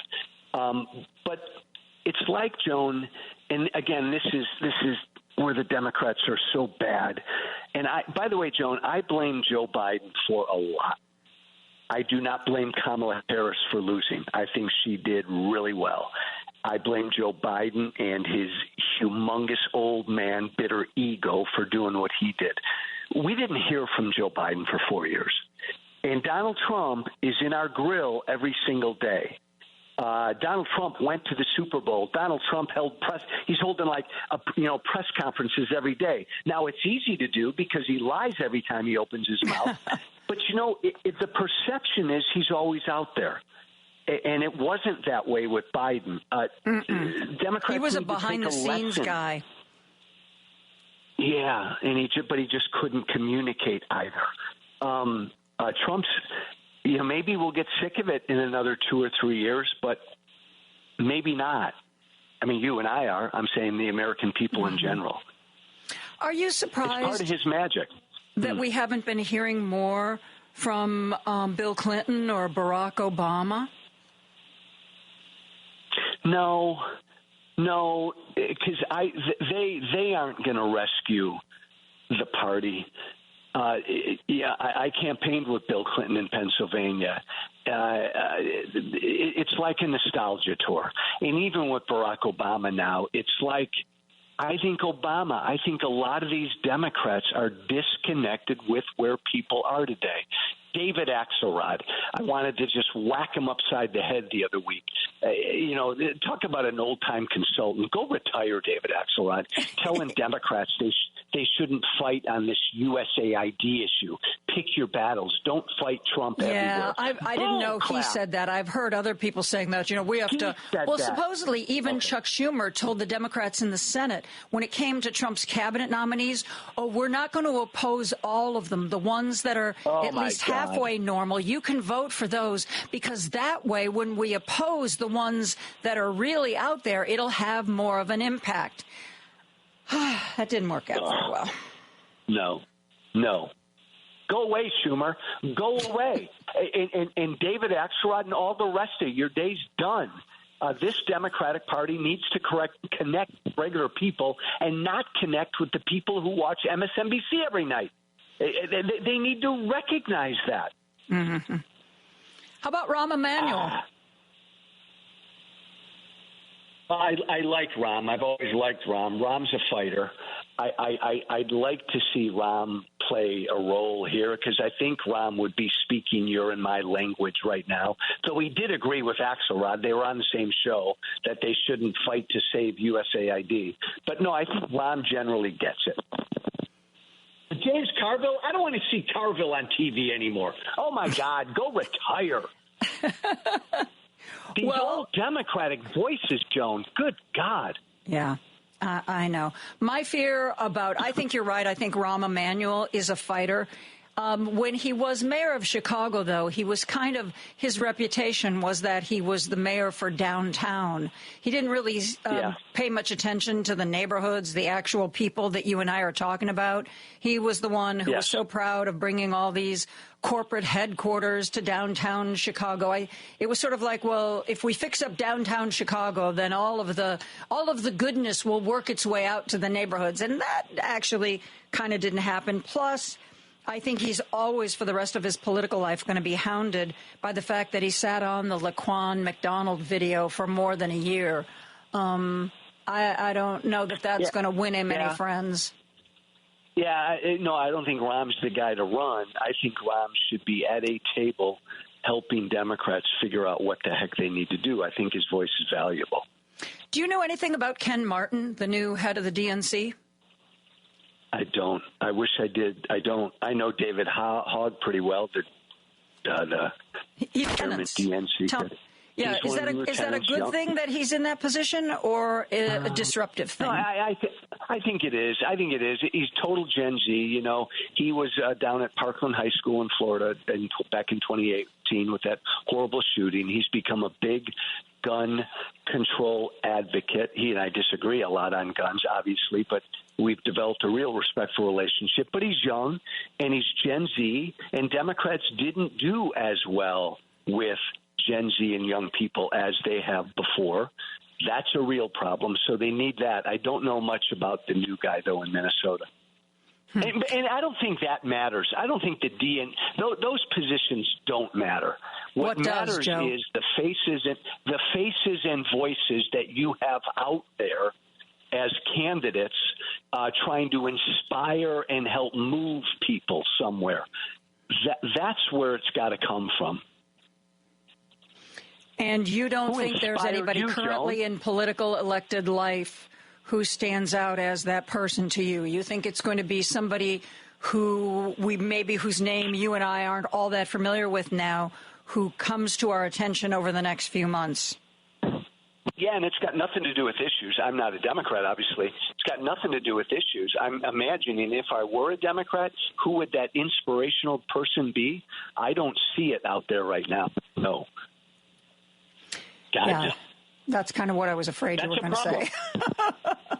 Joe, don't you bring? You know, I don't always have good news. I know. But I love you anyway, and I love having you on the show. Thank you for throwing over Canada and making time for us. Love me some Joan Esposito. Thank you, Mr. Walsh. We're going to take a break for news and be back with more after that. The Thom Hartmann radio program provides all of the intelligence, information, and insight you'll need to win the water cooler wars. Weekdays 11 to 2 right here on WCPT 820, Chicago's Progressive Talk, where facts matter. Because facts matter. You're listening to WCPT 820. It's time for Joan Esposito. Live, local, and progressive. I want somebody who's passionate. I want somebody who can talk to people like a real person, who can make people feel things, who can make people want to follow them. It's time for Joan Esposito on WCPT 820, Chicago's Progressive Talk. We are, Lady B back at the studio is doing her darndest to connect us up with Greg Palast. We've spoken to Greg a number of times. He's an author. He's an investigative reporter. He has been spending a lot of time focusing on voter suppression and the Republican efforts to basically keep black people, brown people, poor people, and apparently now we're going to add women to the list from voting. Chip Roy, the Republican from Texas, is pushing something called the SAVE Act, which is totally unnecessary. It's supposed to suppress illegal voting, of which there is almost none. But we're going to make sure that undocumented immigrants can't vote. Well, they already can't vote. But it's going to require, one article I read said that you'd have to bring, if you want to register to vote, you'd have to bring like a birth certificate and a passport. Like a lot of people have passports. And also one of the things is that you can't have two different names. And you might think, well, who would have two different names? Any woman who gets married and changes her last name, that you have to go to courts. You have to file legal documents for a legal name change. Because what if your driver's license is still in the name you were born with, and yet your passport, which you just got last week, has your married name? Oh, no! Well, you know what? That means that you won't be able to vote either. It is something that we really have to keep an eye on. But Greg Palast is the one who can tell us about what's going on to suppress the vote pretty much everywhere in the country right now. Greg, how are you? Hey, glad to be with you. I was listening in, so now I'm glad we can speak. Yes. I'm pretty good. I'm just finished doing some calculations, which maybe you don't want to hear. Uh-oh. Okay, go ahead. Okay, so if you go, for those of you who've been listening to Tom Hartman, Tom Hartman put out a story of mine called Trump Lost, Vote Suppression Won, Here are the Numbers, and here's the bottom line. And by the way, for those of you who don't know Greg Palast, I was you see me in my fedora. Yes, I'm an investigative reporter for BBC Television, the Guardian newspapers, but my day job for decades was as a forensic economist investigator for the U.S. Justice Department and ACLU and other organizations where I do technical work. I'm a numbers guy, and here's the number you need to know. If not for vicious vote suppression, Jim Crow tactics, Kamala Harris would have received another 3,565,000 votes. And she would have won Wisconsin, Michigan, Pennsylvania, Georgia. That would have given her 286 votes. Hail to the chief. But what happened was one of the worst, most biased Jim Crow elections I've ever seen. This is, again, my expertise. Now, this is based on two things. Work I did for the ACLU and the NAACP. And all the numbers I have are actually from U.S. government figures hidden in plain sight, Joan. But you have to understand what happened, okay? Let's start with this. 2,120,000 mail-in ballots were never counted. Like what? That's not unusual, by the way. According to NPR, by the way, of all places, they did a careful analysis, and I agree with them. 13.8% of mail-in ballots are not counted. All kinds of cockamamie reasons. We're not talking Illinois here. We're talking Mississippi. We're talking Georgia. We're talking Arizona. Okay? If you mail in your ballot, the chance 1 in 7 your ballot won't be counted. Now, that's over 2 million ballots which were disqualified. Because, Joan, you didn't put your middle initial on the outside of the ballot return Even address. in Illinois, you have to fill out your ballot, make sure everything's signed, you put it in an envelope, and then you have to make sure that the outside of the envelope has your signature. It's kind of... And it's got to be kind of confusing. And, well, it's not just confusing. There's a deliberate attack on voters of color. Just so you know, the state of Washington just did an analysis. And what they found, this is the state of Washington. This ain't Greg Palast, the state of Washington. they found that if you're black, the chance your mail-in ballot will be disqualified is 400% higher than if you are white. 400% higher. Now think of that 2 million number. Now here's another one. Again, not from Greg Palast, but from the United States Civil Rights Commission, which did an analysis. Whose ballot gets rejected? The answer is that if you are black, the chance your ballot will be disqualified for picayune grounds, like someone didn't like your signature, it's 900% higher if you're black than if you're white. So your chance of getting your ballot rejected for a technical reason is 900% higher if you're black than if you're white. That's the U.S. government statistic. Provisional ballots is another thing. And again, so it's racial, it's biased. And by the way, a lot of the rejections are of young people. We'll get into that. They're also voters of color. It's blue, despite some of the shifts. Provisional ballots. These are what I call placebo ballots. They make you think you voted, but you haven't. You go in and you vote. You don't have such a problem in Illinois.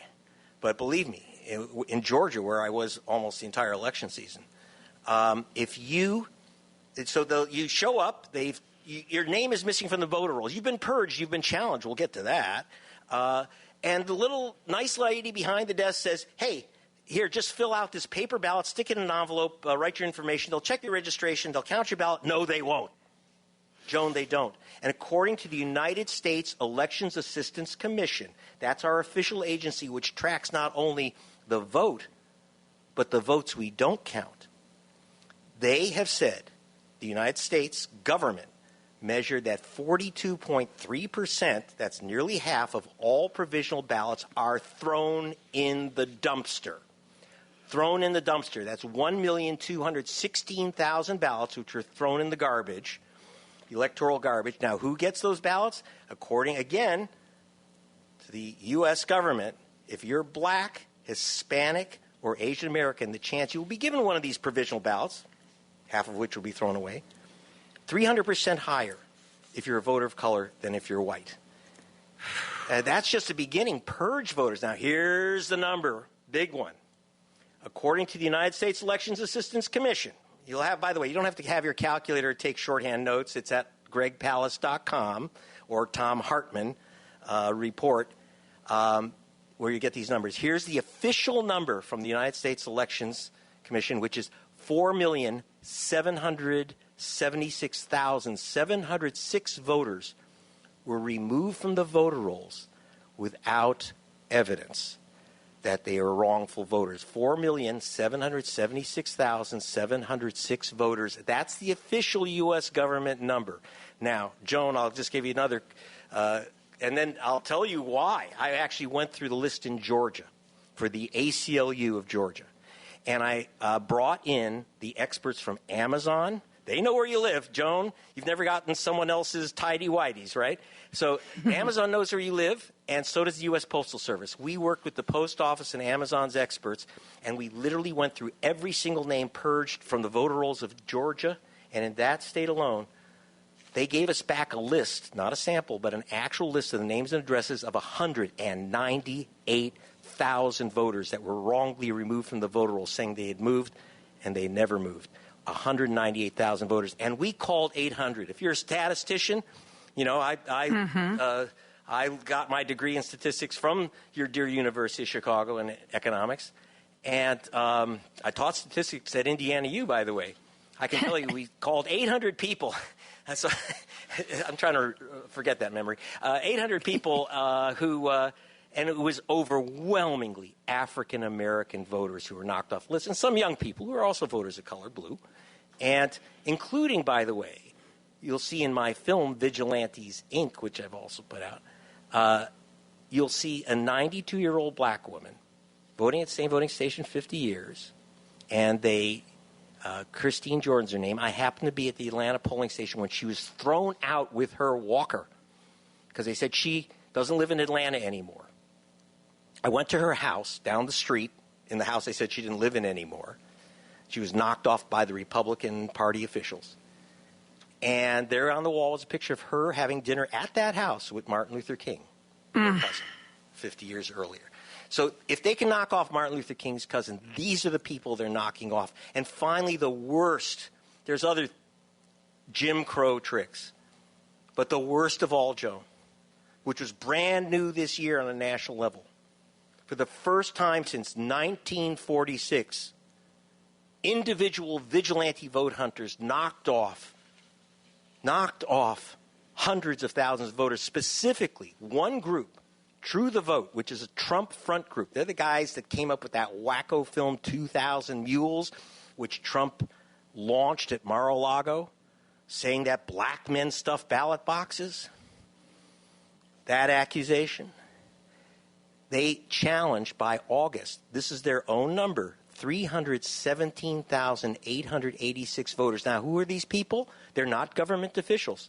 They're Republican Party officials who, under 24 states' Jim Crow laws, you don't have this in Illinois, under 24 states' old Jim Crow laws left on the books, an individual can challenge another individual's right to vote. I can say, don't let Joan Esposito vote because she doesn't live in Illinois. Don't let her vote. Don't count her ballot.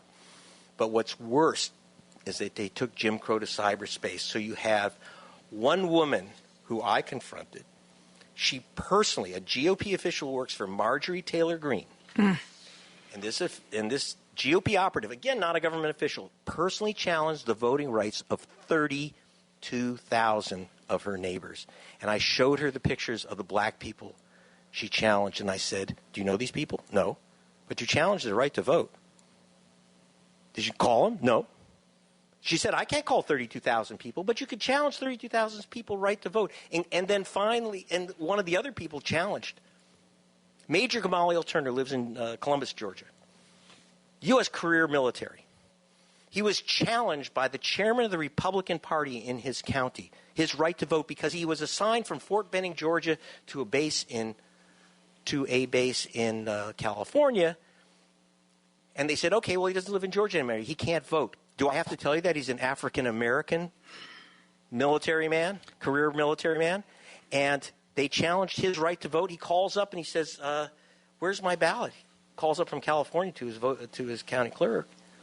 And they say, oh, Mr. Turner, you've been challenged. Just come on in. And he says, wait a minute.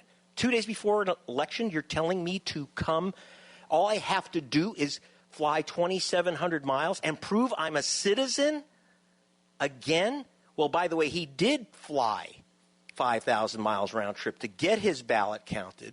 Mark Elias, the voting rights attorney, flew down from Washington. He had to go to federal court with Mark Elias, the big shot attorney, to get his one vote counted. This guy challenged 4,000 people, this vigilante Republican operative, challenged 4,000 voters. Only one, Major Turner, because he flew 5,000 miles, got his vote back. That cost, and their game was to go up to, they were proudly announcing, the GOP operatives, that they were aiming at challenging 2 million voters. The NAACP's president in Georgia told me he was looking at 200,000 challenges on Election Day. 200,000 So challenges. is this Tell me you want Georgia. The secretaries of state who are letting this happen? Is it just the state legislatures who know that they don't want minorities to vote because they want their white Republican butts to stay in power? Who is responsible for this, and what's the most effective way to fight back? I mean, in the next election, should people of color start challenging white Republican voters? I've talked to Reverend Jesse Jackson. Hey, Reverend, if you're listening, about this, and he and others in the voting rights movement said, if you've ever had your vote taken away from you, you would never do it to anyone else. We don't counter-challenge. We fight this ugly Jim Crow tactic. Now, by the way, this Jim Crow tactic of challenging voters, again, these are not government officials. These are self-appointed vigilantes who in 24 states like Georgia, Florida, unfortunately Pennsylvania, and Michigan allow individuals to challenge anyone else, just say, I don't think that person has the right to vote. And what they're doing is they're literally sending in spreadsheets with thousands of names, a single vigilante. And that's So we don't counter-challenge. We have to stop this game. But it was originally done in 1946 by the Ku Klux Klan, which mounted a campaign to challenge every black voter in Georgia. They got pretty successful enough to elect a Klansman as governor, Eugene Talmadge. But the feds tried to arrest Talmadge for this scheme, and he drank himself to death literally just before the cops, the FBI, came to arrest him. Now, 1946, we haven't seen it since then. The Trump campaign brought it back. In fact, one of their organizations, the Klan, rebranded itself and incorporated, to cover their tracks, as Vigilantes Incorporated. That's why my film is called Vigilantes, Inc., which, by the way, a little plug because it's free. Leonardo DiCaprio and Jamie Foxx have made it available at no cost. Thank you, guys. And you can get that at gregpalast.com and just stream it for free. But this has not been done since 1946 by the Klan, except what's worse, they've moved from white sheets, where they had to fill out all these forms, to spreadsheets. They're literally just taking lists from this Texas Trump front group, True the Vote, which will give you a count, which will give their GOP operatives challenge lists. And again, we were looking at hundreds of thousands of challenges, and it was barely covered in the U.S. press. But I did the calculations. This is what I do. By the way, I've been going to federal. Was and will be returning again for Rainbow Push and the Reverend Jackson, NAACP, and probably with the ACLU and others, again, to go into federal court to present these numbers and all the backup, which I can't do in a few minutes here. But it is ugly. What we had was a Jim Crow election. And I'm not talking, Joan, about Elon Musk changing the voting machines from outer space. These are hard numbers from the government's own stats. Not pleasant. Not pleasant at all. Why do you think this didn't get more coverage in the media? Because, well, I mean, you heard Joe Biden. I don't want to make fun of people who are cognitively impaired, but he says anyone who challenges the wonder of our U.S. elections is undermining democracy. No, Joe, people use the KKK plan to knock off black voters. Now that, when you take away Major Turner's vote, the guy who took away Major Turner's vote, this vigilante, who, by the way, if you see the film, he actually dresses like a vigilante with his pearl-handled six-gun, loaded. Oh, great. So the guy with the pearl-handled six-gun, the GOP operative who knocked off thousands of soldiers, black soldiers' votes, now that's the guy who's a threat to democracy. So basically the voting rights groups, in fact, I was just in Chicago. I'll be returning to Chicago in a couple weeks to get together with Reverend Jackson, where we could plan a campaign to challenge the challengers. I was just talking with the great Lawrence Lessig, Harvard law professor. He's putting on his legal guns to take these guys on. The NAACP of Georgia. So you have groups who are on the front lines. Black Voters Matter Fund, very, very valuable group. They are taking these guys on. You have to do it in the courtroom. You have to do it in the streets. And you have to take action to let people – one of the biggest things we did, one of the reasons Joe Biden won Georgia in 2020 is that working with all these groups, we notified. We went to federal court. But most important, we grabbed as many – we got at least 100,000 people back on the voter rolls in 2020. Otherwise, Biden would not have been president because the Black Voters Matter sent out 80,000 postcards to people who were purged. Southwest Voter Education Project spoke to made 150,000 phone calls to Latinos in Spanish and English to say, you got to re-register. They're taking away your vote. So we have to do this on the ground. There's no easy – we have to reform our voting rights movement. We got to take these guys on. Look, in Illinois was the center of the fight against a purge program, which I exposed for Rolling Stone years ago, called Interstate Crosscheck. It knocked off nearly 1 million voters of color. Indivisible Illinois and Rainbow Push, and then the ACLU. We got that program killed. We stopped that Jim Crow purge program. Now they got this new one, the vigilante challenges. the attack on mailed-in ballots. I was talking in Savannah with a guy named Adrian Consinari, a young African-American in school. Someone challenged his signature so they wouldn't count his vote. They said, well, all you have to do is come in and show us some more ID. He says, I'm an 8-hour drive away, and I'm in the middle of my finals. They know what they're doing. They know who you are, how you vote. And in the southern states, they still have, like Georgia and Florida and others, still list your race next to your vote. They know who they're going after. Would the John Lewis Voting Rights Act, if that were ever passed, would that correct some of this, Greg? Oh, absolutely. That would be a huge thing. In fact, actually, Reverend Jackson, his wonderful daughter, Santita, said that they met with Joe Biden and Kamala Harris a few weeks before the election in Washington and said, here's Greg's film. They all know me. You got to look at Greg's film, but you got to do something about it, about these vigilante challenges.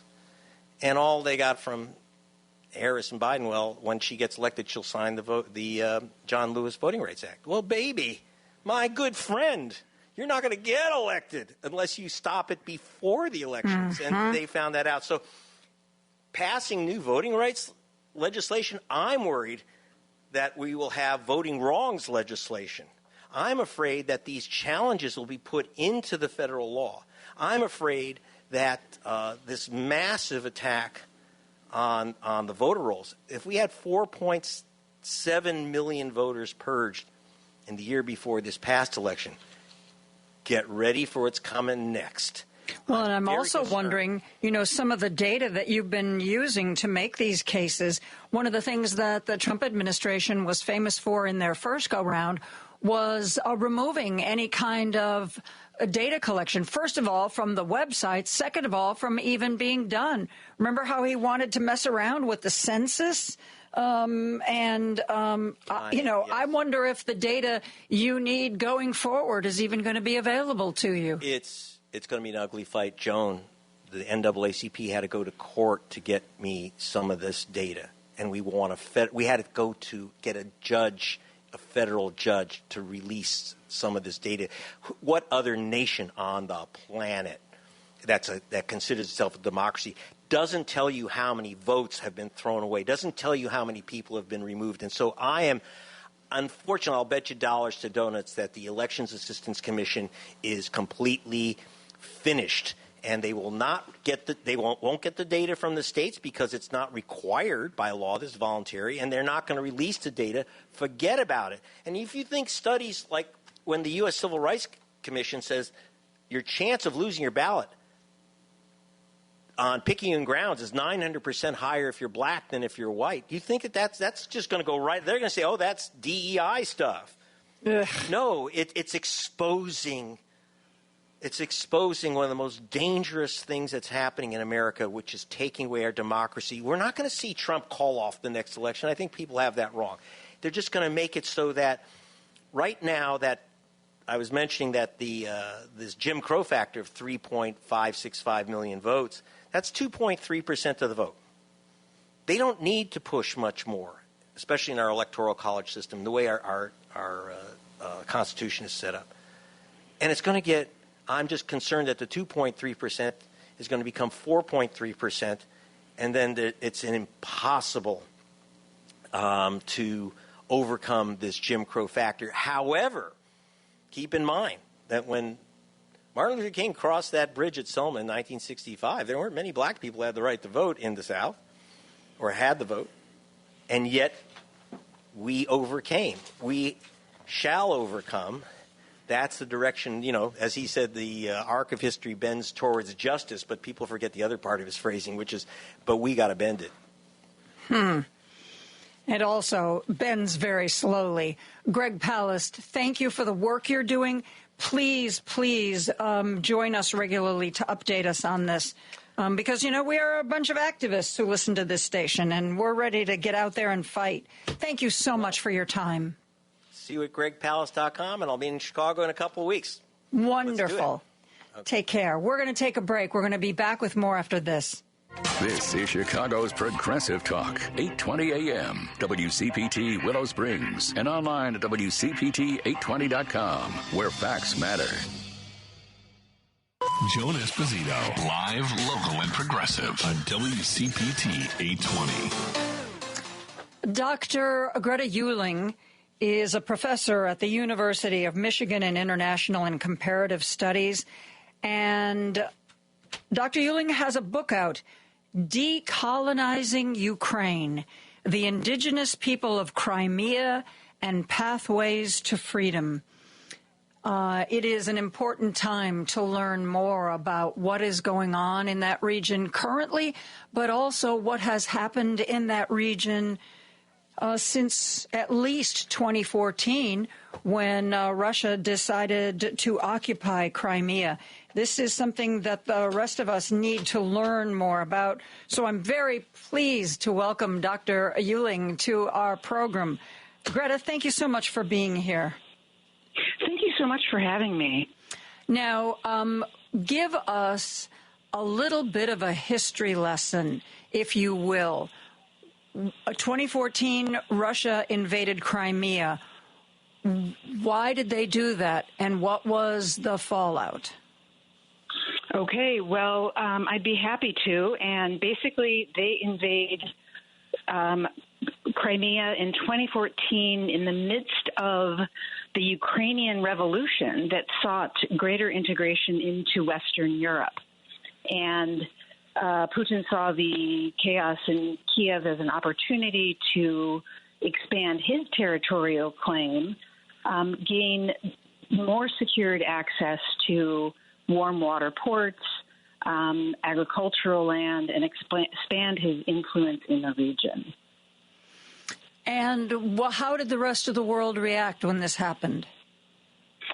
Well, there was a lot of verbal condemnation, and there were sanctions that were quite mild in comparison to the sanctions that have been placed on Russia in recent years. And so there was it was basically a fait accompli. There was no threats of military action or things of that nature. Was this a little bit of appeasement? You know, we'll give Putin Crimea and he'll be satisfied and he won't bother anybody after this. And we really don't want to get involved in a fight. Was that the thinking, or were there other more reasonable explanations for why the world kind of looked the other way? Well, that was part of the explanation. And so, yes, you're correct. And I think that the West long believed his nuclear saber rattling, right? That, you know, if we really did something forceful, that we would see him firing nuclear weapons. So they've long believed Putin's, threats. And I think ultimately, as soon as Russia saw Ukraine's aspirations to become more collaborative with the European Union, Russia found that very threatening. It's to its trade networks, its political beliefs, its strategic alliances, and it sought ways to push back. I thought in politics, if you see something like that happening, Ukraine is, in your opinion, cozying up to the West. Well, why? Why is Ukraine doing that? What is it that they're going to be getting? And maybe that's whatever they're after is something we could provide. We could be their friend. Is that naive? We'll be better instead of, let's just invade Crimea. We'll teach them a lesson. Yeah, so it's an interesting thought, isn't it? Because Russia actually can't provide what Ukraine wants, right? Because they don't have it. They don't have freedom of speech, free and fair elections, freedom of religion, freedom from, rigorous surveillance. They don't have what Ukraine wanted.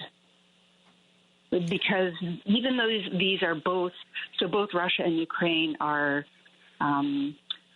inhabited primarily by Eastern Slavs, they're Slavic populations, they are not as similar as many people might assume.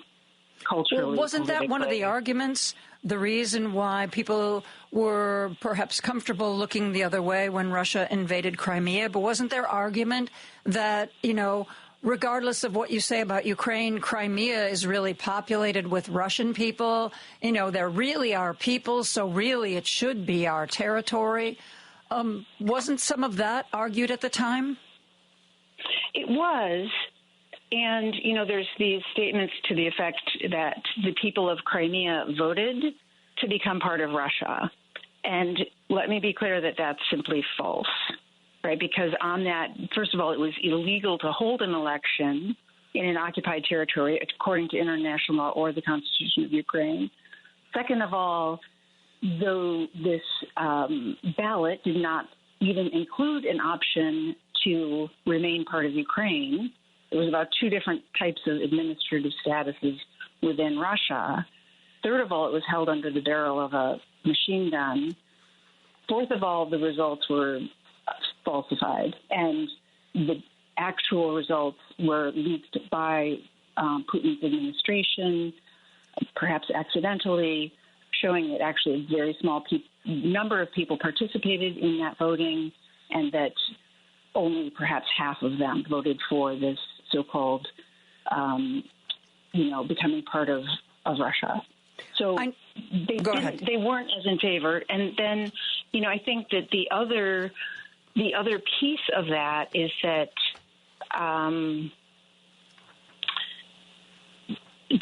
why did they want why might one consider becoming part of Russia? Well, part of it had to do with Ukraine having long neglected that territory and the perception that some economic development would be really beneficial for Crimea.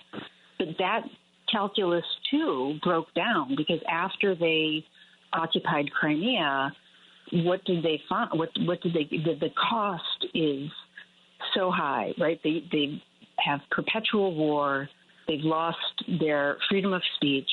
There's an ecological catastrophe.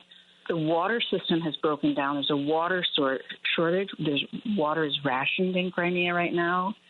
There are chemical spills, oil spills on the shores, and services like medical services are either weak or non-existent, depending on where you live. And then there's inflation, right? It wasn't a good bargain for those people. I know you write about the indigenous people of Crimea. Tell us about that group. So I was motivated to write this book by a long-standing observation that, in the literature and public awareness about Russia's war in Ukraine, the views are complete, right? We're used to hearing about Russia and we're used to hearing about Ukraine. But there's a third group that's deeply involved here and is also a bearer of rights, which is the indigenous people. Before Russia's first colonization of Crimea, they had an independent state that lasted for over 300 years, and they comprised the vast majority of the population, over 90% of Crimea, right? And so in the present time, they really represent both a moral justification for deoccupying Crimea and are also one of its major intellectual driving forces through their collaboration with the administration of President Zelensky. We need to take a break. I want to talk to you. Your book is Decolonizing Ukraine, the Indigenous People of Crimea and Pathways to Freedom by Dr. Greta Uhling. We are going to continue to talk more about Ukraine when we come right back after a break. Hey, Google, play WCPT. Streaming Chicago's progressive talk from TuneIn. If you are a listener or if you are a CPA or a divorce attorney, you might be wondering why the mortgage professional you've been reaching out to because your client wants a refinance, why they're not responding. Well, David Hochberg found that over 165,000 mortgage professionals did not renew their licenses over the last 2 years. So that may be why your calls are going unreturned. Team Hochberg, in that same time, has expanded. They have more mortgage professionals working for them, and they would very much like to earn your business. I've used them repeatedly and found them to be great and reliable and easy to understand because some of this stuff can get really complicated. So if you want to buy a new home or refinance a home, give them a call. What have you got to lose? You at least have the conversation. That number is 855-563-2843, or go on your computer and type in 56david.com. That number again, 855-563-2843, or visit 56david.com. Lower.com, equal housing lender, NMLS 1124061. Joan Esposito, live, local, and progressive. Every weekday afternoon from 2 to 5 p.m. on WCPT 820. And I'm joined by Dr. Greta Uhling, who's a cultural anthropologist, teaches at the University of Michigan in International and Comparative Studies, and has a new book out called Decolonizing Ukraine, The Indigenous People of Crimea and Pathways to Freedom. Decolonizing Ukraine. What do you mean by that? So the title refers to Ukraine's multifaceted process of ridding itself of the effects of Russian domination. And I mean politically, economically, culturally, linguistically, and psychologically. In the book, a major focus is the cognitive dimensions of that process, learning to think differently. But I also study the process because it had to do with rethinking their history, understanding who they are as a nation and a people.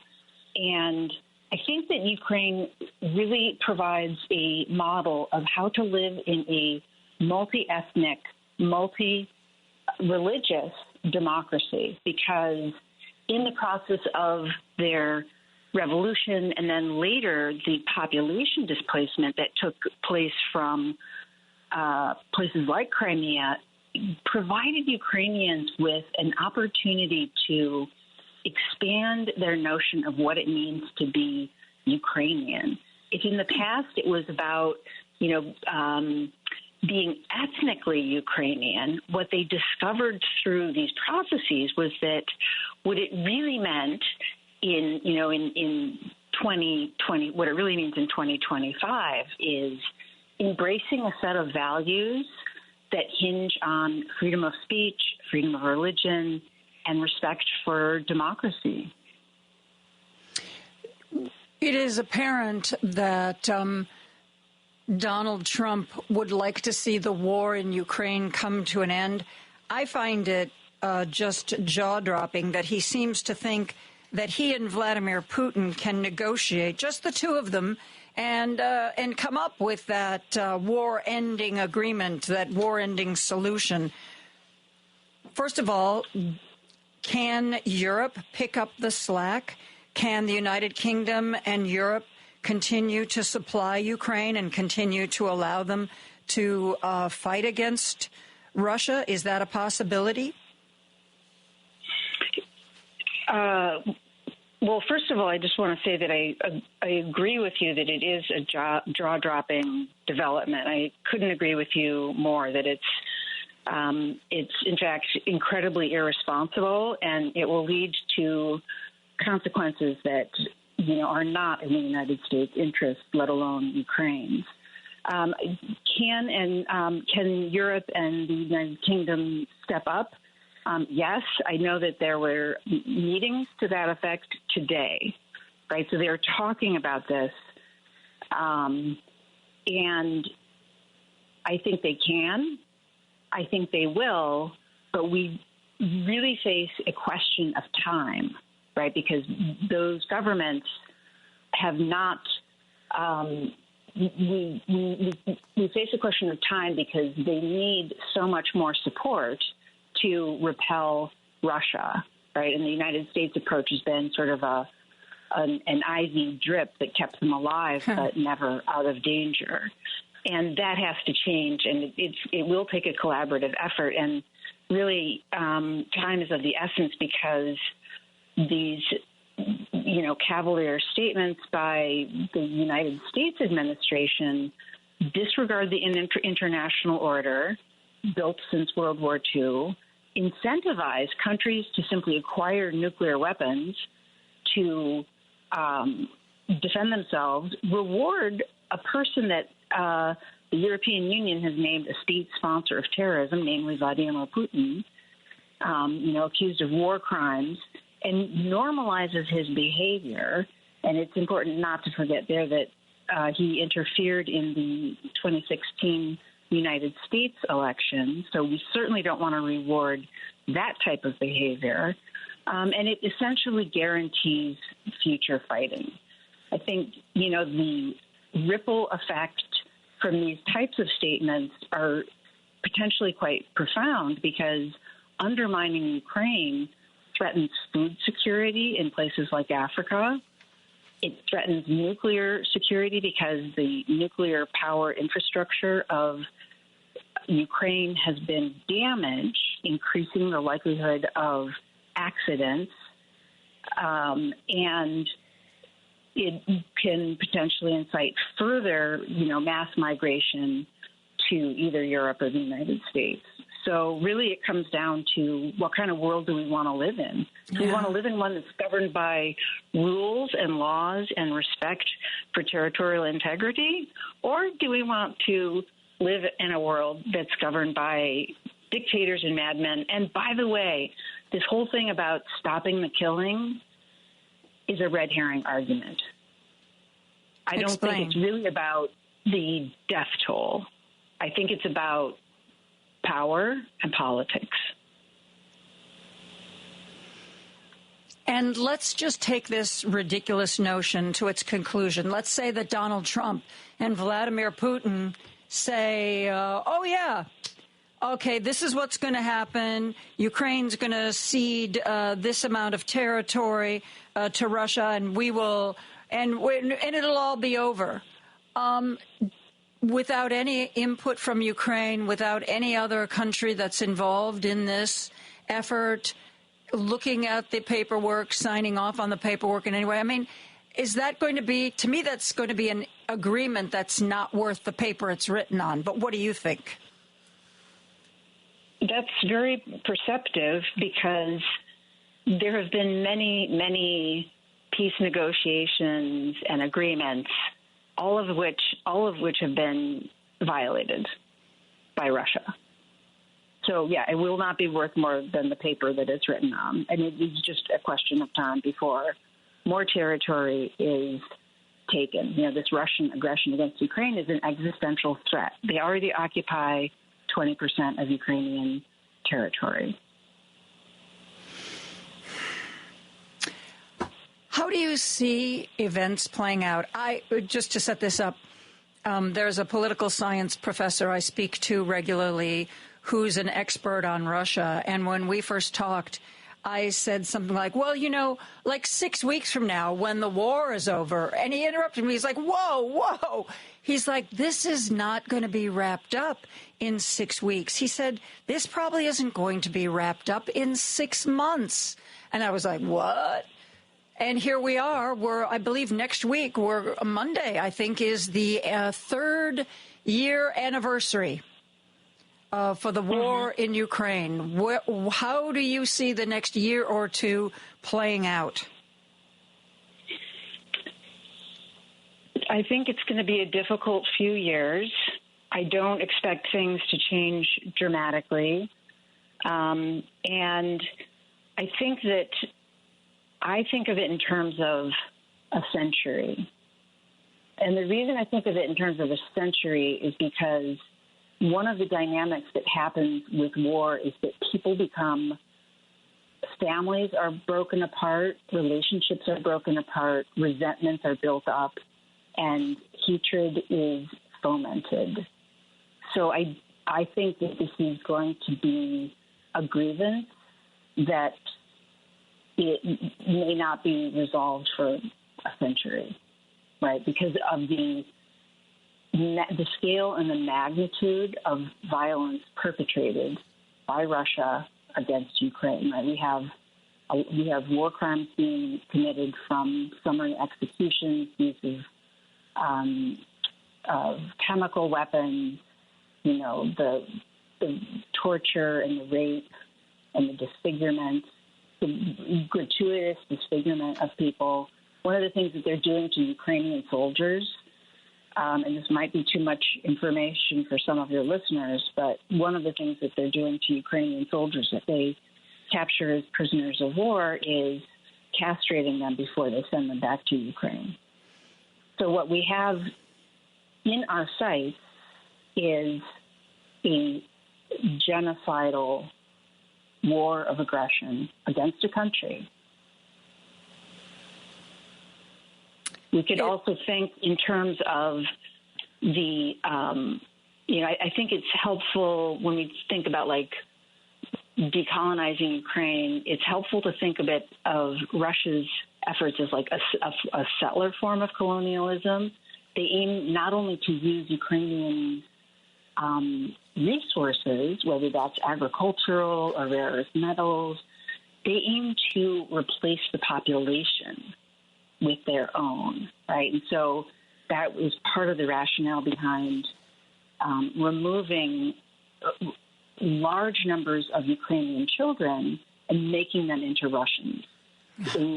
Similarly, large numbers of Russians have been moved into Crimea to make it more Russian, and then voila, you have a rationalization to hold on to the territory. Right? You either kill or, terrorize people, kill people or terrorize them into leaving, then you occupy it, then you control it, and then you have and there's justification for maintaining control. But in terms of, so you're talking about like playing out this scenario, Vladimir Putin has not been secretive about his plans to take more territory, right? So we can expect similar types of aggression against other countries. Yeah. So it's already happening in Georgia, and then we can look to the Baltic states and places like Moldova. Yeah, right, I remember reading within a few months of the invasion of Ukraine that Moldova was basically announcing to the world, we understand, we're next. Trust me. This is not a guy who's going to stop. It's just such a terrible situation, and it made even worse by our current lack of any kind of real leadership from the White House. Greta, thank you so much for talking about your book. This is just so important, and we can't take our eye off the ball here. Thank you for being with us and sharing Decolonizing Ukraine with us. Thank you for having me. My pleasure. Take care. That is going to do it for me today. Driving It Home with Patty Vasquez is up next. Patty is in. She's going to be joined by Amy Steele, who's the co-founder and CEO of the New North Carolina Project. That should be interesting. Richard Chu will, of course, be here tomorrow at 6 a.m. He's going to be taking calls, talking to Karen Byrne, as always, of True Blue Politics podcast, and he's going to talk to Woodstock City Council member Natalie Ziemba. And, of course, he's going to have Sherman Dilla Thomas, who you should be following on social media. He is a great historian and a lot of fun to follow. Tomorrow, remember, it's Friday, which means that we open up the phone lines. I'm sorry I didn't have the phone lines quite as open because of the blast of news today. We will make up for that tomorrow. You and me, we're going to be talking till 3:30. and a couple of our good friends. Jill Wine-Banks is going to join us, and we're going to be talking to Tony Fitzpatrick. It's going to be a lot of fun tomorrow. It will start at 2 p.m. Please join me then. Have a great evening, my friends. Good night.